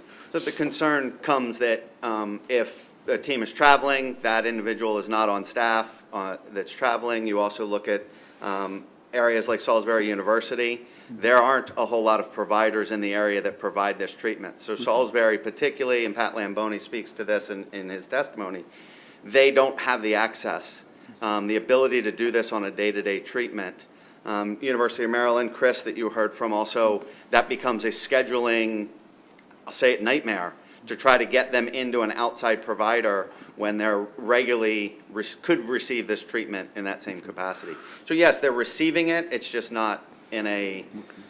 So what other providers can provide this service? Yeah, Mr. Collins, I think implicit in the senator's question was, if you can't do it, who's doing it? Oh, well, physical therapists who got approved here a few years ago, and that's why this Attorney General's opinion was referenced, as well as chiropractors. How about And acupuncturists, I'm sorry. Yeah. So you just named three. So repeat those three who are authorized to do it. Physical therapists. Acupuncturists. And chiropractors. Chiropractors. Okay. So do those three professions have different kind of training which will qualify them more than the athletic trainers, or? So I can't speak to the acupuncturist training, but in my course, I took a structure and function course that was spoken about earlier, and it was the same exact course and test and competencies as the physical therapists in the class and the chiropractors in the class. So the same course that they are using this skill with, I took. Okay, great. Thank you. Thank you, Mr. Chairman. Senator Hester. Thank you. I was just looking at the one pager from the Maryland Athletic Trainers Association. So it says that it's allowed at least 26 other states. And then 19 states in DC consider dry needling a method of treatment available to athletic trainers. So that is 26 states plus 19 states? Or is it 19 a subset of the 26? 19 is a subset of the 26, Okay. based on the way the practice acts are written. Some have left it vague that allows it to happen without very strict criteria. Some it is clearly defined as we're looking at here in Maryland. Okay, so about, either way, so it's about half of the states that allow, and then it says this bill, then it talks about how 90% of the skills are already taught to athletic trainers. Correct. So is there additional training then? That would be- Correct. So that 90% is what we anticipate and what was released in Sue Falsone's study based on undergraduate and graduate degree programs, what they're learning in their core programs. Consistent with the physical therapists, the athletic trainers would require 80 hours of additional training, 40 of which will be clinical classroom or more, and 40 of which will be supervised clinical practice under the supervision of a healthcare provider who is already certified to dry needle in the state. Okay, and one final question. With the practice of dry needling that an athletic trainer can then do, will they just do it on their athletes, or can anybody make an appointment with an athletic trainer to get this done? At this time, athletic trainers aren't public access, so it would be anywhere that they are hired. They are hired in sports and educational institutions. They're hired in a number of industrial and clinical settings. But it would not be a general public walking off the street with, say, a script for dry needling that would come into an athletic trainer that would be able to perform that. Thank you very much. Senator Gallion, followed by Senator Carrozza. Thank you, Mr. Chair. So as a Ravens fan, tough year, a lot of injuries, okay? Yes, A lot sir. of Yes, injuries. sir. So can dry needling help in any way to help the Ravens so we don't have all these injuries like we had last year? Well, injury prevention is definitely a pillar of athletic training, and we try to pride ourselves in preventing all injuries. Unfortunately, the nature of sport is that people are going to get hurt. But being able to use all of our tools that we learn as athletic trainers, we're trained and educated in so many different methods. We want to have the biggest toolbox possible to help our athletes, and this is one more tool that we can use. So I would like to say yes, it would definitely help the Ravens stay on the field, keep the players available, and win some more games on Sunday. But injury prevention is tough. Thank you, Mr. Chair. Since I heard our mutual friend, Pat Lamboni, mentioned in the testimony, and recently, I guess, retired from Salisbury University as the suburb athletic trainer there. And obviously, I represent Salisbury University. I'm also aware that University of Maryland Eastern Shore, which has a health professions school, recently I met with the students, the physical therapist students there, and they advocated for this as well. So my question to you is it's more practicality, because I heard what you say is that the challenge was because the athletic trainers can't do this now at whether it's College Park or Salisbury University, if we go forward with this, what changes? Does that mean that they can receive those services right there? As opposed to being referred out in the community, or? Correct. So an athletic trainer would be able to provide those skills as part of their treatment plan, their course of action. They would be able to be done in the athletic training room and not have to be scheduled with an outside provider or either on staff or outside completely in the community. Okay. Colin may be able to speak better, particularly in that. Sure. For any injury that we see as athletic trainers, it all goes in phases. So first injury comes in, you evaluate, you figure out what's going on, or you figure out how they are that day. Then you decide the best treatment plan, the best course of action. You do your exercises, you do your therapeutic modalities, maybe you do some cardiovascular and some strengthening. Dry needling would be a part of that treatment plan. So after evaluation, if we think that the dry needling is the best treatment plan for the athlete, then it would be done right there in the athletic training room. Of course, you drape, you clean, you prepare, and you do all you're supposed to do from a procedure standpoint for it. But yes, it would be done for the athletes as part of their care plan decided by the athletic trainer and the head team physician. I wanted to also, from the College Park standpoint, my nephew was one of the athletic counselors working at University of Maryland College Park, and he would talk about some of the challenges of the student athletes. So I'm assuming that having this service, and I don't know how much we're talking here, but can you give me an idea of how that would also, I think, help them with, on the academic side as well? Correct. One of our biggest challenges is class conflicts. Obviously, they're have a rigorous 12 to 15 hour class load. They have study hall, they have anything and everything from weightlifting to running to whichever. So there's a lot of conflicts that we have to provide for, whether it's a doctor's appointment, it's a class, we have to factor all those things into trying to find a dry needling provider in terms of finding a PT that can do it, a chiropractor that can do it. Even though we may have them scheduled to come in 2 to 3 times a week, we'd have to wait Tuesday or Thursday when our chiropractors come in, or those types of things. Our starting quarterback rolls an ankle, we want to dry needle them that night, we'd have to wait till either the next day or when they're available based on their schedules. Thank you. One very quick question, which I know comes up all the time, and I want to be clarified on it. Dry needling is intramuscular, and it's near a neuro zone. I also understand a little bit about acupuncture, and they also have trigger points. Now, I know they're different, but as Mr. Pitcher said, there's some overlap in some situations. So can you, one of you briefly, distinctly, tell the committee what the differences are? I know we're going to be hearing from an acupuncturist in a moment, but what is your interpretation of the commonality or the difference? For sure, and thank you for the question. Side by side, from the outside, they look very similar. The similarities are you have a small filament needle that goes into the body. That's kind of where it ends. Acupuncture is a traditional Chinese medicine, been practiced for thousands of years, 2,000 some body points based in energy and pathway flow. Dry needling, the same exact, needles inserted into the body based in muscle anatomy, yes, trigger points, but also how the body moves. Thank you. Thank you all. I believe that completes the proponents. We're going to move to the opponents.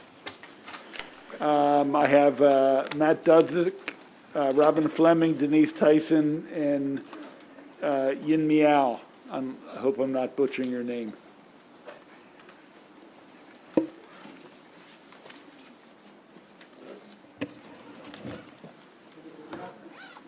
Seat, somebody can sit in the front row and then take somebody's spot.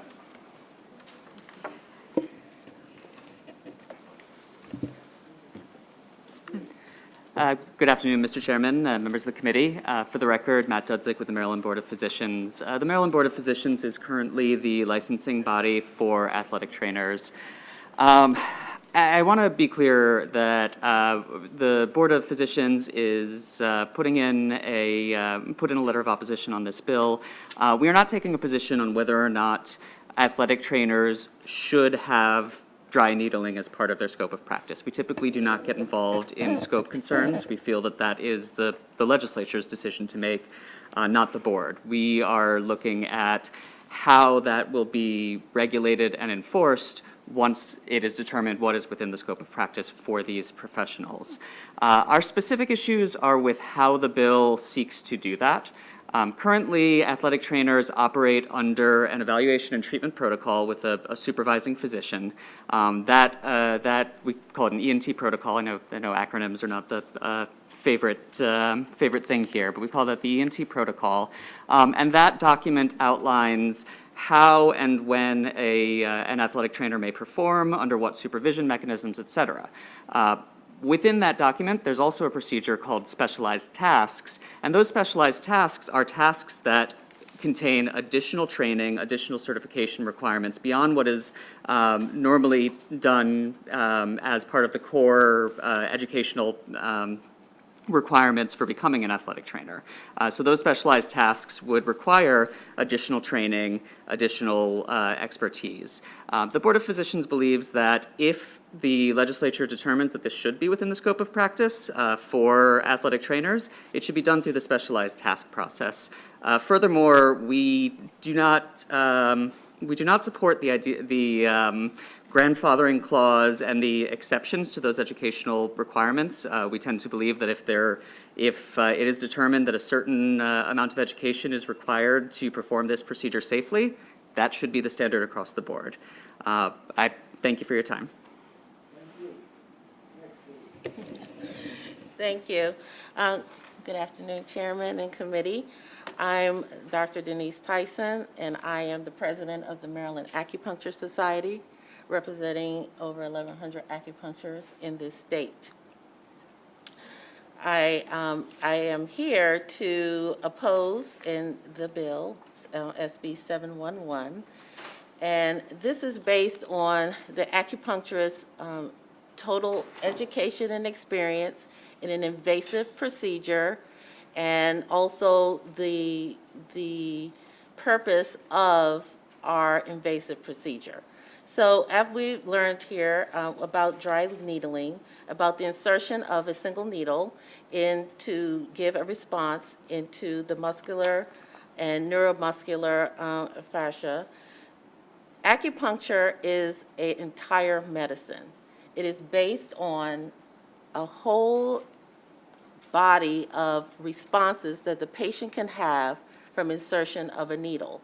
It is not a single small needle. We use many gauges from small to large. We do have action in the needle. We do not just leave it in and retained. And also there are significant injuries that can happen to a patient, not just physically, but also through the body that can affect them emotionally and also through their entire well-being. This is a holistic type of medicine that's been around for over 3,000 years, and we are the experts.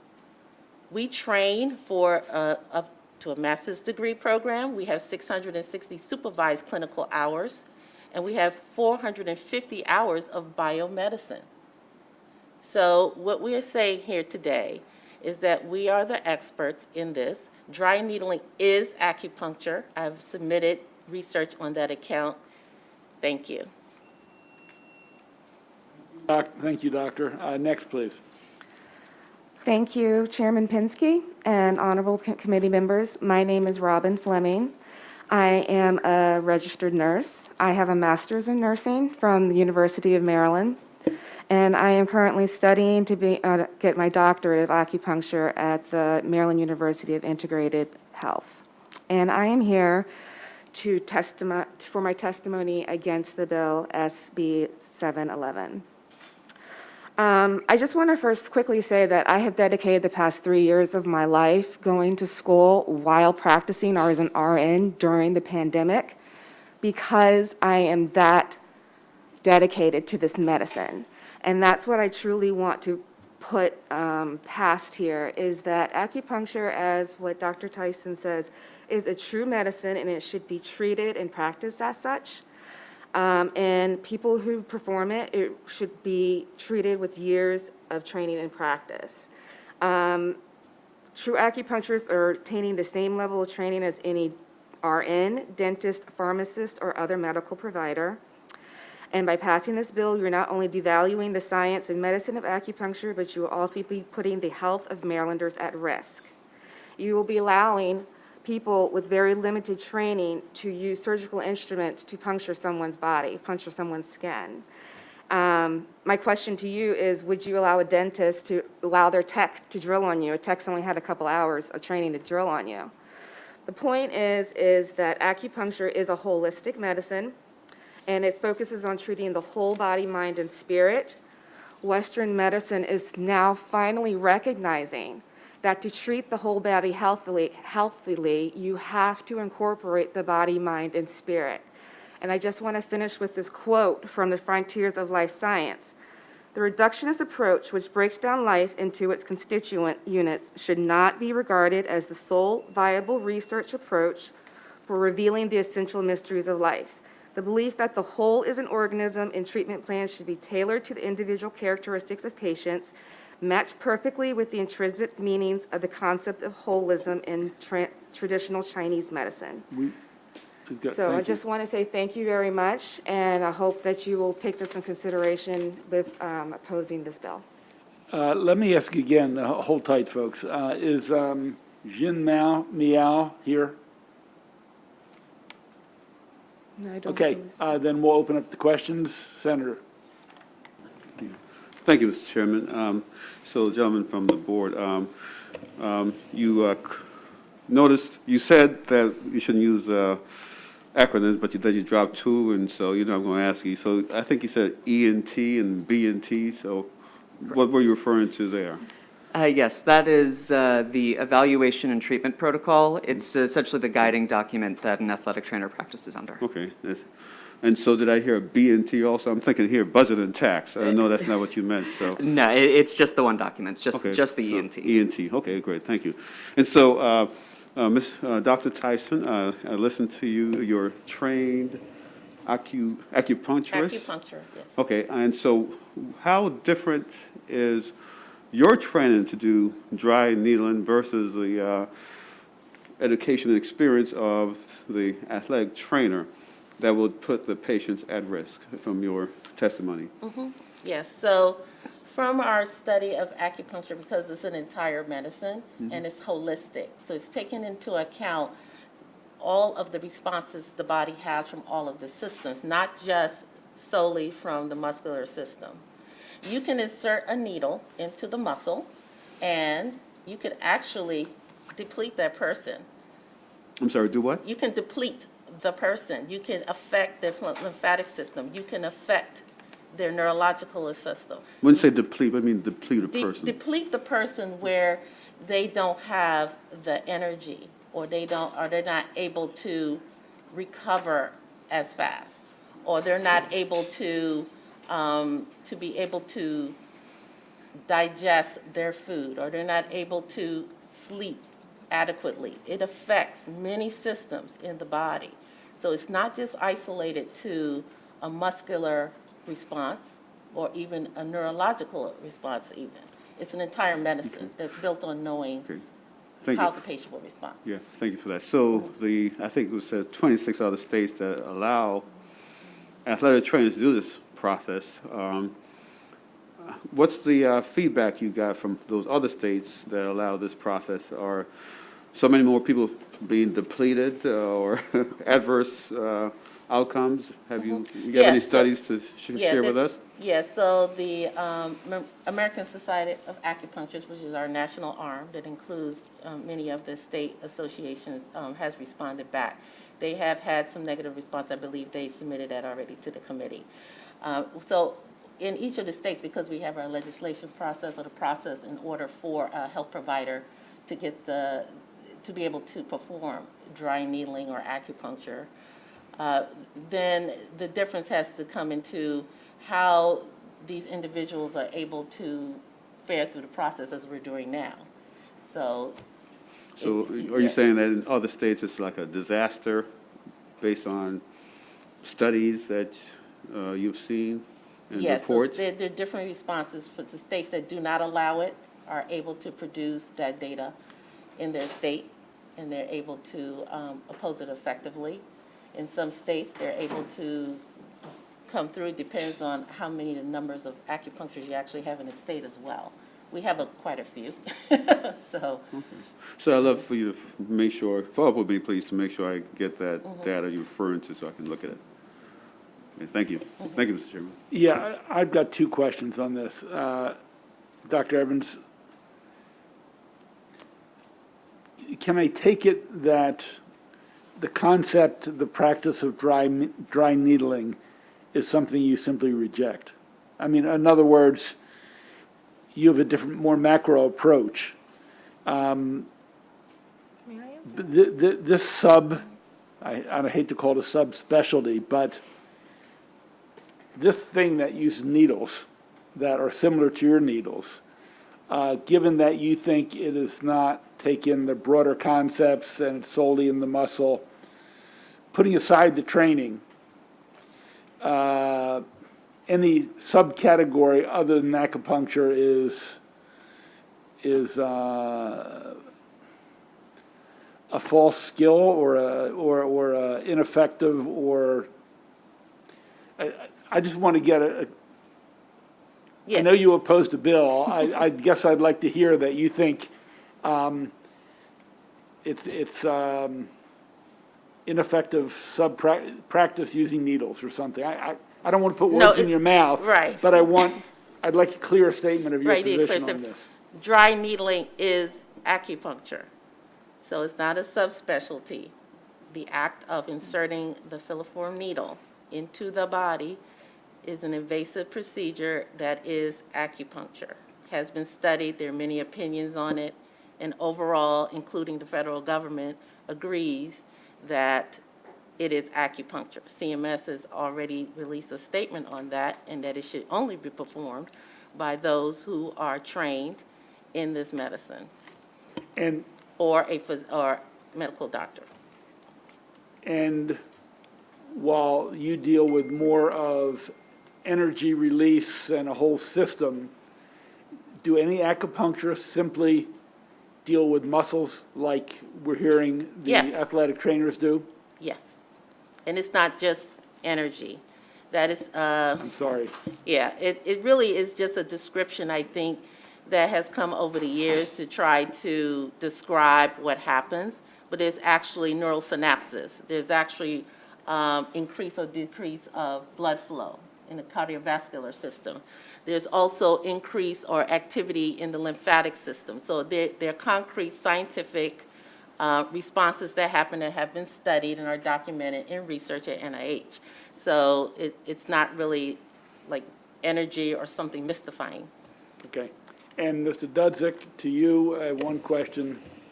I heard your testimony. You talked about if we move on this, it should be a different pathway, and we shouldn't allow other states to be automatically grandfathered in. Fundamentally, a question I have for you is, if we give them the authority, is this a health danger to the people they're treating or not, from your point of view?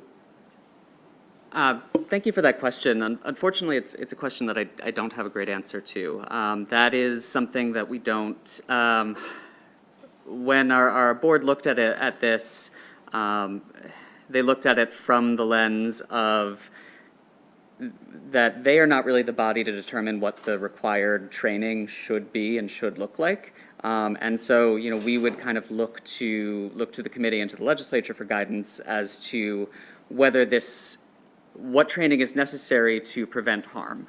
That is kind of what guidance we would seek, and then once that's established, we would do everything in our power to enforce that and make sure that it's applied, to all licensees. Fortunately, you don't have 11 doctors here, you have one, which is one more than most committees. You're the Board of Physicians, we're not. I understand you're waiting for us to set a policy, but we also look to you for some professional guidance. But isn't that so? Okay, any further questions for this panel? Seeing none, it brings this bill hearing to a close. Thank you all for your patience and your staying power. Okay, I think we're moving to the final bill of the day. Senator Riley. This is Senate Bill 714, Health Occupations, Dental Assistance, Certification and Regulation. We will start with the good senator. He'll be followed by Dan Doherty. And then we'll go down the list: Diane Romaine, Janelle Merritt, Steve Dargan, Eric Morse. And we have a number of people with amendments: Mr. Bariano, Mr. O'Beckett, Ray Kalas, Caitlin McDonough, and then one unfavorable, Montana Williams. So, Senator Riley. Thank you, Mr. Chairman. Senate Bill 714 has to do with dental assistance. When we go to our dentist, oftentimes there's a very pleasant person next to the chair handing the dentist equipment. My kids call it Mr. Thirsty, sucking away on that little thing so we don't choke on our own fluids. And the interesting thing is, we are required to change the name from a certified dental assistant, which I have come to find out is actually a, what's the term? Trademarked. So we cannot use that term anymore. We are going to be calling them Expanded function dental assistants. expanded function dental equipment. Thank you very much, Dan, I appreciate it. So what happens is these folks who are assisting the doctors are doing it under regulation. It's a little soft, a little undefined. You looking at me? So sorry, the witnesses, the latest is. Oh, good. I'm so sorry, we will hear from her. So what we're doing is establishing a certification and regulatory scheme to certify these assistants to perform certain procedures, specifying what the procedures are. And these are procedures that do not need to be certified by the State Board of Dental Examiners, but they will require certification, authorize the board to penalize licensed dentists who allow these assistants to provide dental care in an unauthorized manner and without required instructions or supervision, generally related to dental assistants. I'll turn the testimony over to my panel. Thank you, Senator, and thank you for sponsoring this legislation. Madam Vice Chair, members of the committee, my name is Dan Doherty. I represent the Maryland State Dental Association. And I would ask you to look at the testimony I submitted on behalf of my client. It gives you a background of how the MSDA got to the point of wanting to seek this legislation and the process they go through. It's a very democratic and it's a very well-founded research position that they've taken. As the Senator said, this bill will establish in statute a regulatory scheme for dental assistants. There currently are regulations adopted by the board that do this to a degree. There are specified functions in those regulations which we have brought into this bill that set out what a dental assistant, what I call a chair-side trained dental assistant, may do without seeking certification. And then it takes the step of setting up functions where a dental assistant needs to receive the certification set forth in the bill. As the Senator said, we are seeking amendments because of notification of trademark violations, potentially, of using the term certified dental assistants. So we have amendments that would say that we are certifying expanded function dental assistants. Does not change what the bill does, but it avoids any kind of legal confrontation. The second amendment that we would request you to consider was requested by the anesthesiologist. It was a well-received request. They wanted to have in the bill a definition of what monitoring nitrous oxide means. And they proposed, and we accepted, taking the language that is in the current regulations of the State Board addressing what monitoring nitrous oxide is.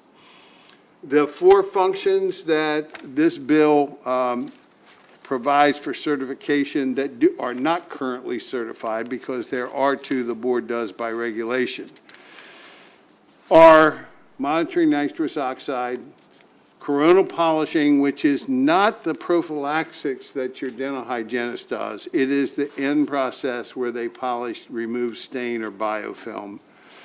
Placing dental sealants, or applying silver diamine fluoride. And we have dentists coming that are going to tell you in simple terms exactly what that means.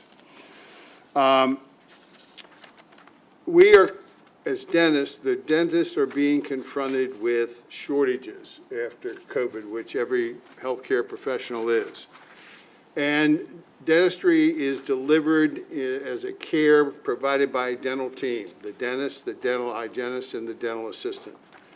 We believe this bill, bringing certain additional duties that a well-trained dental assistant may do, will provide a more efficient delivery of that care so that more care can be provided in the same amount of time. There are, I know, other amendments that have been requested. One, I think, reference was made to Mr. Bariana, would say that they want to have the ability to do intraoral photography under indirect supervision. Well, currently, under board regulations, except in certain waiver situations dealing with facilities, all functions that a dental assistant performs are under direct supervision. And that means the dentist must be on the premises when they are doing it. They would set up by that amendment that the intraoral photography could be performed when the dentist is not even in the area or the building. That would go against what current law is. That type of function today should not be done in Maryland without the dentist being on the premises. We would ask that if this committee is of a mind to look at that, that Mr. Bariana's client should come in with their own piece of legislation. Finally, I believe there is some concern about the requirement that a dental assistant must be 17. Some statutes have an age requirement of 18, some 17. We are not married to one or the other. We went with what many of the Maryland statutes have, but that is not critical. I know there is some concern about naming specifically the education. Generally, we let the boards decide that, but if you want to use a reference of the Department of Education, that may be a way to go. And with that, I would ask for a favorable report. Thank you, Mr. Doherty. Mr. Beckett. Good afternoon, Madam Vice Chair Kagan, members of the committee. I'm Dr. Thomas Beckett. I'm a past president of the MSDA and the current president of the MSDA Charitable and Educational Foundation. And just a note of clarification, in my written testimony, my fat fingers deleted the words Dental Association in that title. So when you see that, just so you know. Well, I'm seeking a favorable report with the technical amendments that Mr. Doherty mentioned, but there's some points I'd like to highlight. As with many professions, in dentistry, we've been experiencing a shortage of team members. So we're taking this proactive approach to professionalize these team members to be expanded function dental assistants, which we call EFTAs. Makes it easier to say EFTAs. This would create a more meaningful, sustainable career option. It allows a more efficient and productive oral health delivery system under the direct supervision of the treating dentist. Mr. Doherty mentioned the four functions: placing dental sealants, the plastic coating on your teeth, application of silver diamide fluoride, which is a caries arresting, cavity arresting material, monitoring nitrous, and the coronal polishing, which is to remove stain or biofilm. According to Danby, which is the group that we're infringing on their trademark, 41 states already allow some form of coronal polishing. Existing training programs, such as the Center of Applied Technology South in Anne Arundel County, Chesapeake College in Queen Anne's County, the Maryland State Dental Association, the Southern Maryland Dental Society, and other for-profit schools can incorporate these learning modules from Danby as determined by the State Board of Dental Examiners for certification. The State Board has a letter of concern, which I realize is about their staffing issues in implementing this, so that's just what I understand. For these reasons, I urge a favorable report on Senate Bill 714. Thank you, Mr. Beckett. Excuse me. On page 3, line 6, retraction of the lips, cheek, tongue, and flaps. Could one of you tell us what flaps are? Flap is when you do a surgical incision and you have to open the tissue up to get to, let's say, the part of the bone. They can hold the flap back. Point to it? Pardon me? Point to it. I mean, there are flaps here. No, in your mouth, in your mouth. Okay, so you're. Internal. Okay. Internal flaps? Yes. Okay. And the list of 41 states is on here. The 5 states that specifically prohibit delegation of coronal polishing: DC, Hawaii, Maryland, New Jersey, and New York. So this would get us off the list of 5 if it were to move forward with that aspect of the bill. Yes, it would. Okay, colleagues, I see no questions here. Let's see, Janelle Merritt, Diane Romaine, Stephen Dargan, are you all here? Okay, let's just take you three, and then we've got a couple more. You may begin in any order, but just make sure the microphone's in front of you and you identify yourself. Thank you. Madam Vice Chair and Committee, my name is Janelle Merritt, and I'd like to take time to introduce myself. I am a Danby certified dental assistant, and in the state of Maryland, I hold a license as a qualified dental assistant and a dental radiology license. I'm also a dental community healthcare worker. I have 15 years of experience working chairside. I also teach at Frederick Community College, the Expanded Functions course. Going back 15 years ago, sorry, this is my first time testifying, so I'm very nervous. But 15 years ago, I had a professor tell me, I'm going to train you to be the best dental assistant so you can pass the Danby, so you are the highest ranked national certified dental assistant. But just a reminder to you, when you become a dental assistant in Maryland, you have to put your blinders on, meaning you are stricken to only certain tasks. You will learn these skills, you will become a national certified dental assistant, but in Maryland, you will not be able to be performing these duties. To this day, I reiterate that to my students.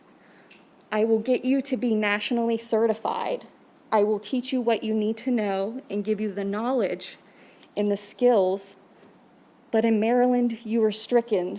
So that's why I come forth and I'm asking for a favorable report to open those blinders and let us do the skills that we know how to do. Thank you. Thank you very much, Ms. Merritt. You did just great, and you can come back often and share your views. Diane Romaine? Yes, Okay, thank you. Welcome. Vice Chair Kagan and committee members, I'm Dr. Diane Romaine. I'm a practicing dentist in Frostburg, Maryland. I'm also a past president of the Maryland State Dental Association and currently serve on the Maryland Prescription Drug Monitoring Program Technical Advisory Committee and on the Maryland Oral Health Task Force. But every day when I work with my certified dental assistant, Janelle Merritt, I have patients tell me and acknowledge the excellent service and care that they receive. I couldn't do my job without her. In my past 10 years in organized dentistry, I've seen us expand the functions of dental hygienists, quite to the benefit of access to care, for example, the ability to give local anesthetic. However, we've done nothing to open up the doors and the duties of dental assistants. So, looking ahead to these 4 items of expanded care, I think they would be critical, especially in a place like Western Maryland, where we would be able to deliver more services, especially to the Medicaid patients that we see. We live very close to the state border of Pennsylvania, and oftentimes we see dental assistants who are trained in a program like Janelle teaches, who will go over the border to Pennsylvania, where they can be full EFTAs, doing some of these duties that we're describing and more, and get paid a higher salary. So we lose them from our Maryland workforce, which is such a shame.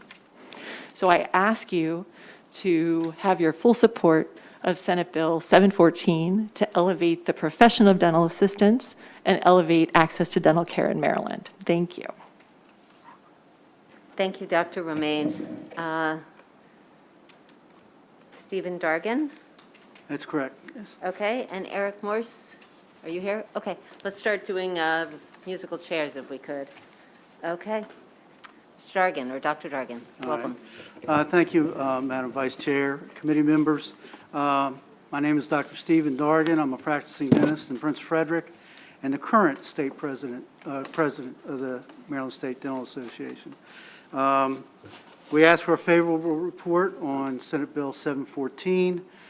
I will not add any more testimony. I would really like to defer to Dr. Morse, who was the chair of our ad hoc committee that looked into this expanded duty function a bill. So thank you for your time and listening to us. And again, we ask for a favorable report.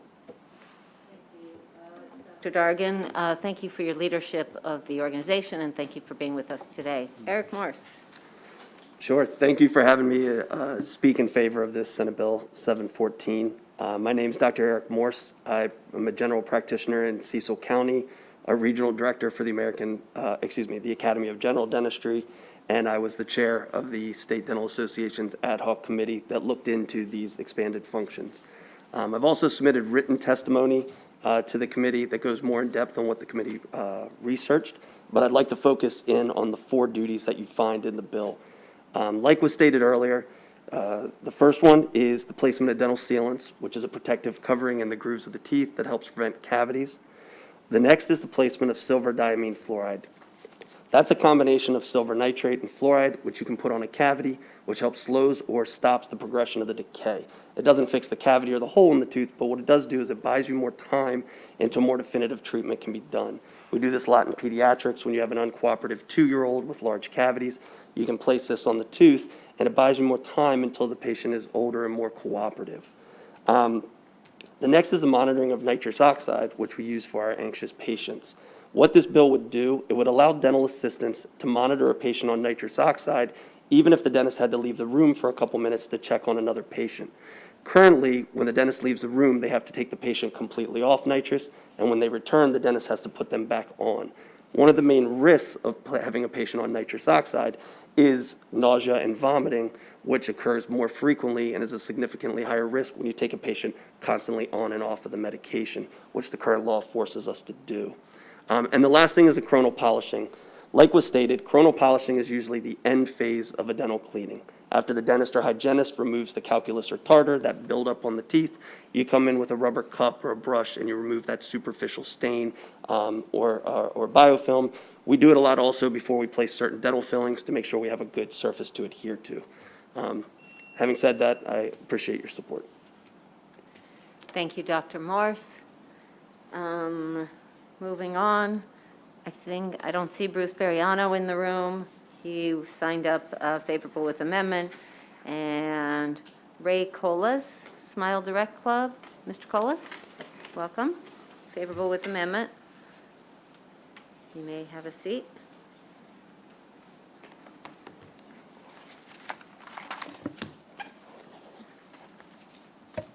Vice Chair Kagan, members of the committee, my name is Ray Colas, and I'm the Director of Government Affairs for Smile Direct Club, here today to speak in support of Senate Bill 714 with amendments. Smile Direct Club is a teledentistry company which provides administrative and technological support to state licensed dentists and orthodontists across the country who are seeking to provide clear aligner therapy. As currently written, we have concerns regarding Senate Bill 714, and specifically as it requires dentists to actively supervise the simple task of taking intraoral scans or photographs. It is a simple, non-invasive administrative process of gathering information to supply to a state licensed dentist who then utilizes the information to make a determination, a clinical determination as to what is appropriate for that individual. Now, Senator Riley did specify that there's a current supervision requirement in place by law today. Smile Direct Club is aware of a rule that has been inappropriately put in place by active market participants who are also supportive of maintaining such a restriction. They possibly failed to inform you that recently, in December of 2021, the FTC approved the final order against the Alabama Board of Dentists because, and I quote, violated antitrust laws by requiring on-site supervision by licensed dentists of tooth alignment scans for prospective patients who are seeking to address misaligned teeth and gaps between teeth. Under the terms of the settlement, the board must no longer impede clear aligner platforms or dental professionals affiliated with them from providing clear aligner therapy through remote treatment. Now, we are here today in hopes that you, members of the committee, will address statutorily the undue burden that has been put in place by, again, active participants by way of rule. Thank you. 2 minutes can go by fast. Yeah. So I will ask you a question because I don't see any other colleagues' lights on. I'm in the midst of Invisalign. Oh, don't myself. say that company's I name. know, I apologize. So competitor, just in case you guys don't know. And it's killing me, I have to say. I'm not loving it. But when I got my scan done, Yes. indeed, the dental assistant person did it, and my dentist stayed in the room and had like, let's take another shot at that. Let's have a do-over. Let's make sure we get it really clearly done and all that.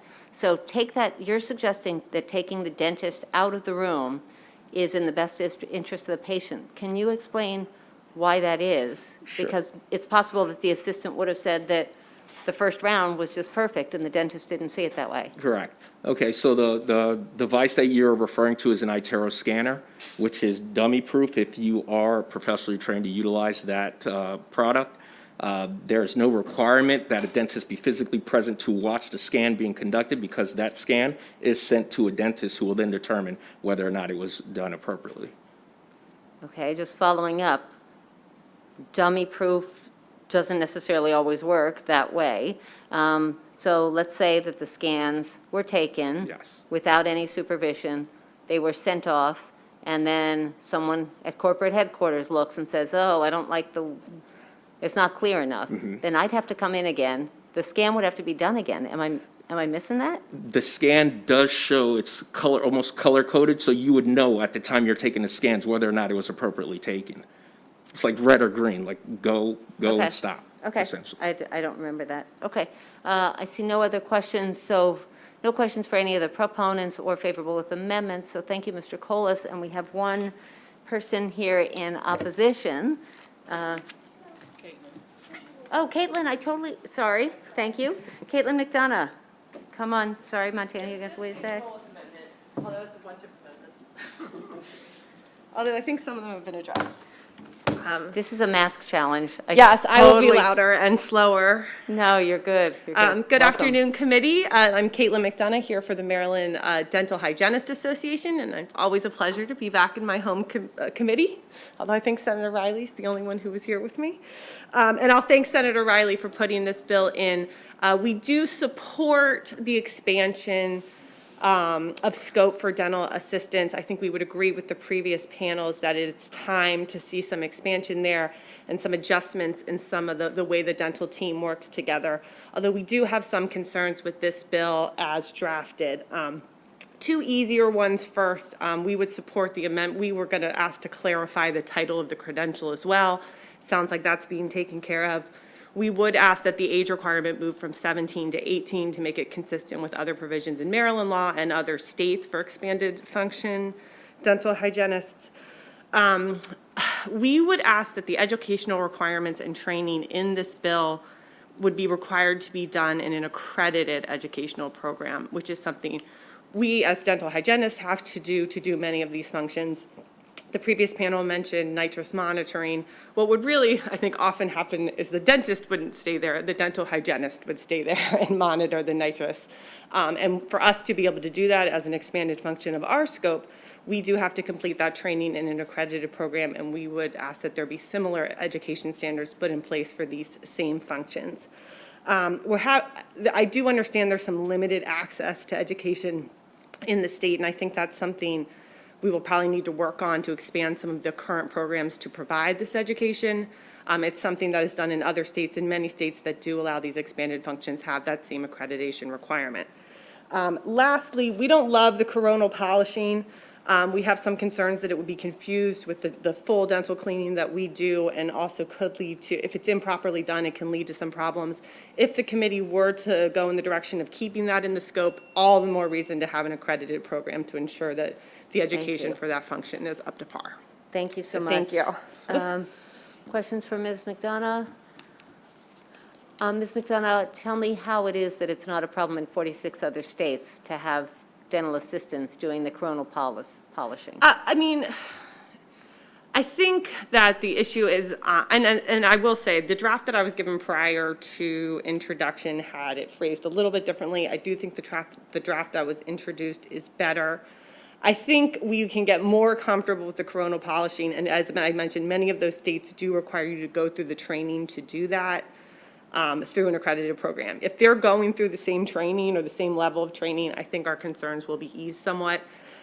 The way they explained it to me is we just don't want it to get confused. Like if you've had some polishing done, it may feel to you as a patient like you've had your teeth cleaned. You have not. That is not the full level of preventative care that a hygienist would apply. And we don't want it, people receiving substandard care and kind of being confused. It's something I'm discussing with MSDA. I think we can probably work out something in that regard. Okay. Is it your concern, and my mother was a career hygienist, so I don't know if you guys know that, but anyway, is it your concern that if we were to give these EFDAs, the expanded function dental assistants, more responsibility, more parameters, more skills they could do, is it your concern that some dentists may hire an EFDA and not hire a hygienist? I think that is part of it. I think that's a little strong. I think you're still going to have a hygienist. I do think, and I really appreciate that question because it's something I didn't get to in my 2 minutes. But I think we'd want to kind of take a step back. And if we're going to look at the scope of practice for the different practitioners on the dental team, and we do support, additional scope for dental assistants and the efficiencies that can lead to, we'd want to look at kind of maybe adjusting the hygienist scope around that as well. So if they're kind of moving into this role that's maybe been held by a hygienist, maybe we can move into a different role and everybody's, providing access in a better way. We've been really working with our counterparts in MSDA and everything like that. So I'm hopeful that we can continue that conversation as we kind of work through the bill. Okay. Thank you for your testimony. Thank you. And now it's time for Montana Williams, Chamber of Progress, who came down from New York to be with us. So lovely to see you. So lovely to see you as well. Welcome to Annapolis. Thank you. Thank And you. this Happy is, to be back. This is unfavorable, you guys. Yes. Okay. Welcome. Perfect. Thank you so much. So good afternoon, Vice Chair Kagan, members of the committee. My name is Montana Williams, and I am the Director of State and Local Public Policy with the Chamber of Progress. We're a tech industry coalition always working towards technology's progressive future. Our organization works to ensure that all Americans do benefit from technological leaps. And Smile Direct Club is one of our partner companies, but our partners don't have a vote or veto over our positions. We support the goal of providing more Maryland residents with safe, accessible oral health services. But because of that, we urge this committee to please oppose SB 714 as currently written, but we are willing to support if this bill is amended. As currently written, it could result in overall reductions in dental care for Marylanders. First, SB 714 limits the amount of assistance dental assistants are allowed to provide. The bill requires dentists to be physically present to watch over the dental assistants as they perform simple tasks of taking pictures of patients' teeth and mouth. Taking intraoral images is a non-invasive and very ordinary task. Dental assistants do not make any kind of diagnoses. They don't treat the patients, and they don't advise the patients on any kind of course of action. The assistants simply take the images to collect the data and then provide them to the licensed doctor for the doctor to conduct a thorough clinical review themselves. There's no need for doctors to supervise the assistants when their time can be better utilized elsewhere. And second, SB 714, again, as written, could confine a dentist to one room, eliminating the chances of other patients with more serious conditions to be seen. On average, there are about 3,200 Maryland residents per general practice and about 2,800 residents to every specialty practice. This bill could deprive other patients from getting the medical attention they need by forcing doctors to bypass their appointments in order to assist their own assistants in performing ordinary duties. The safety of patients should always be a physician's top priority. I'm wrapping up, I promise. Thank you. However, the legislation could limit the availability of dental care by tying up dentists with ordinary tasks. Okay, For this reason, thank you. yes, you know. Okay, sorry, I got to No. play fair to everybody. Are there questions from Ms. Williams? Senator Croza? Oh, it looked like you were leaning forward to ask a question. Okay, I think you are done, and it was good to have you here.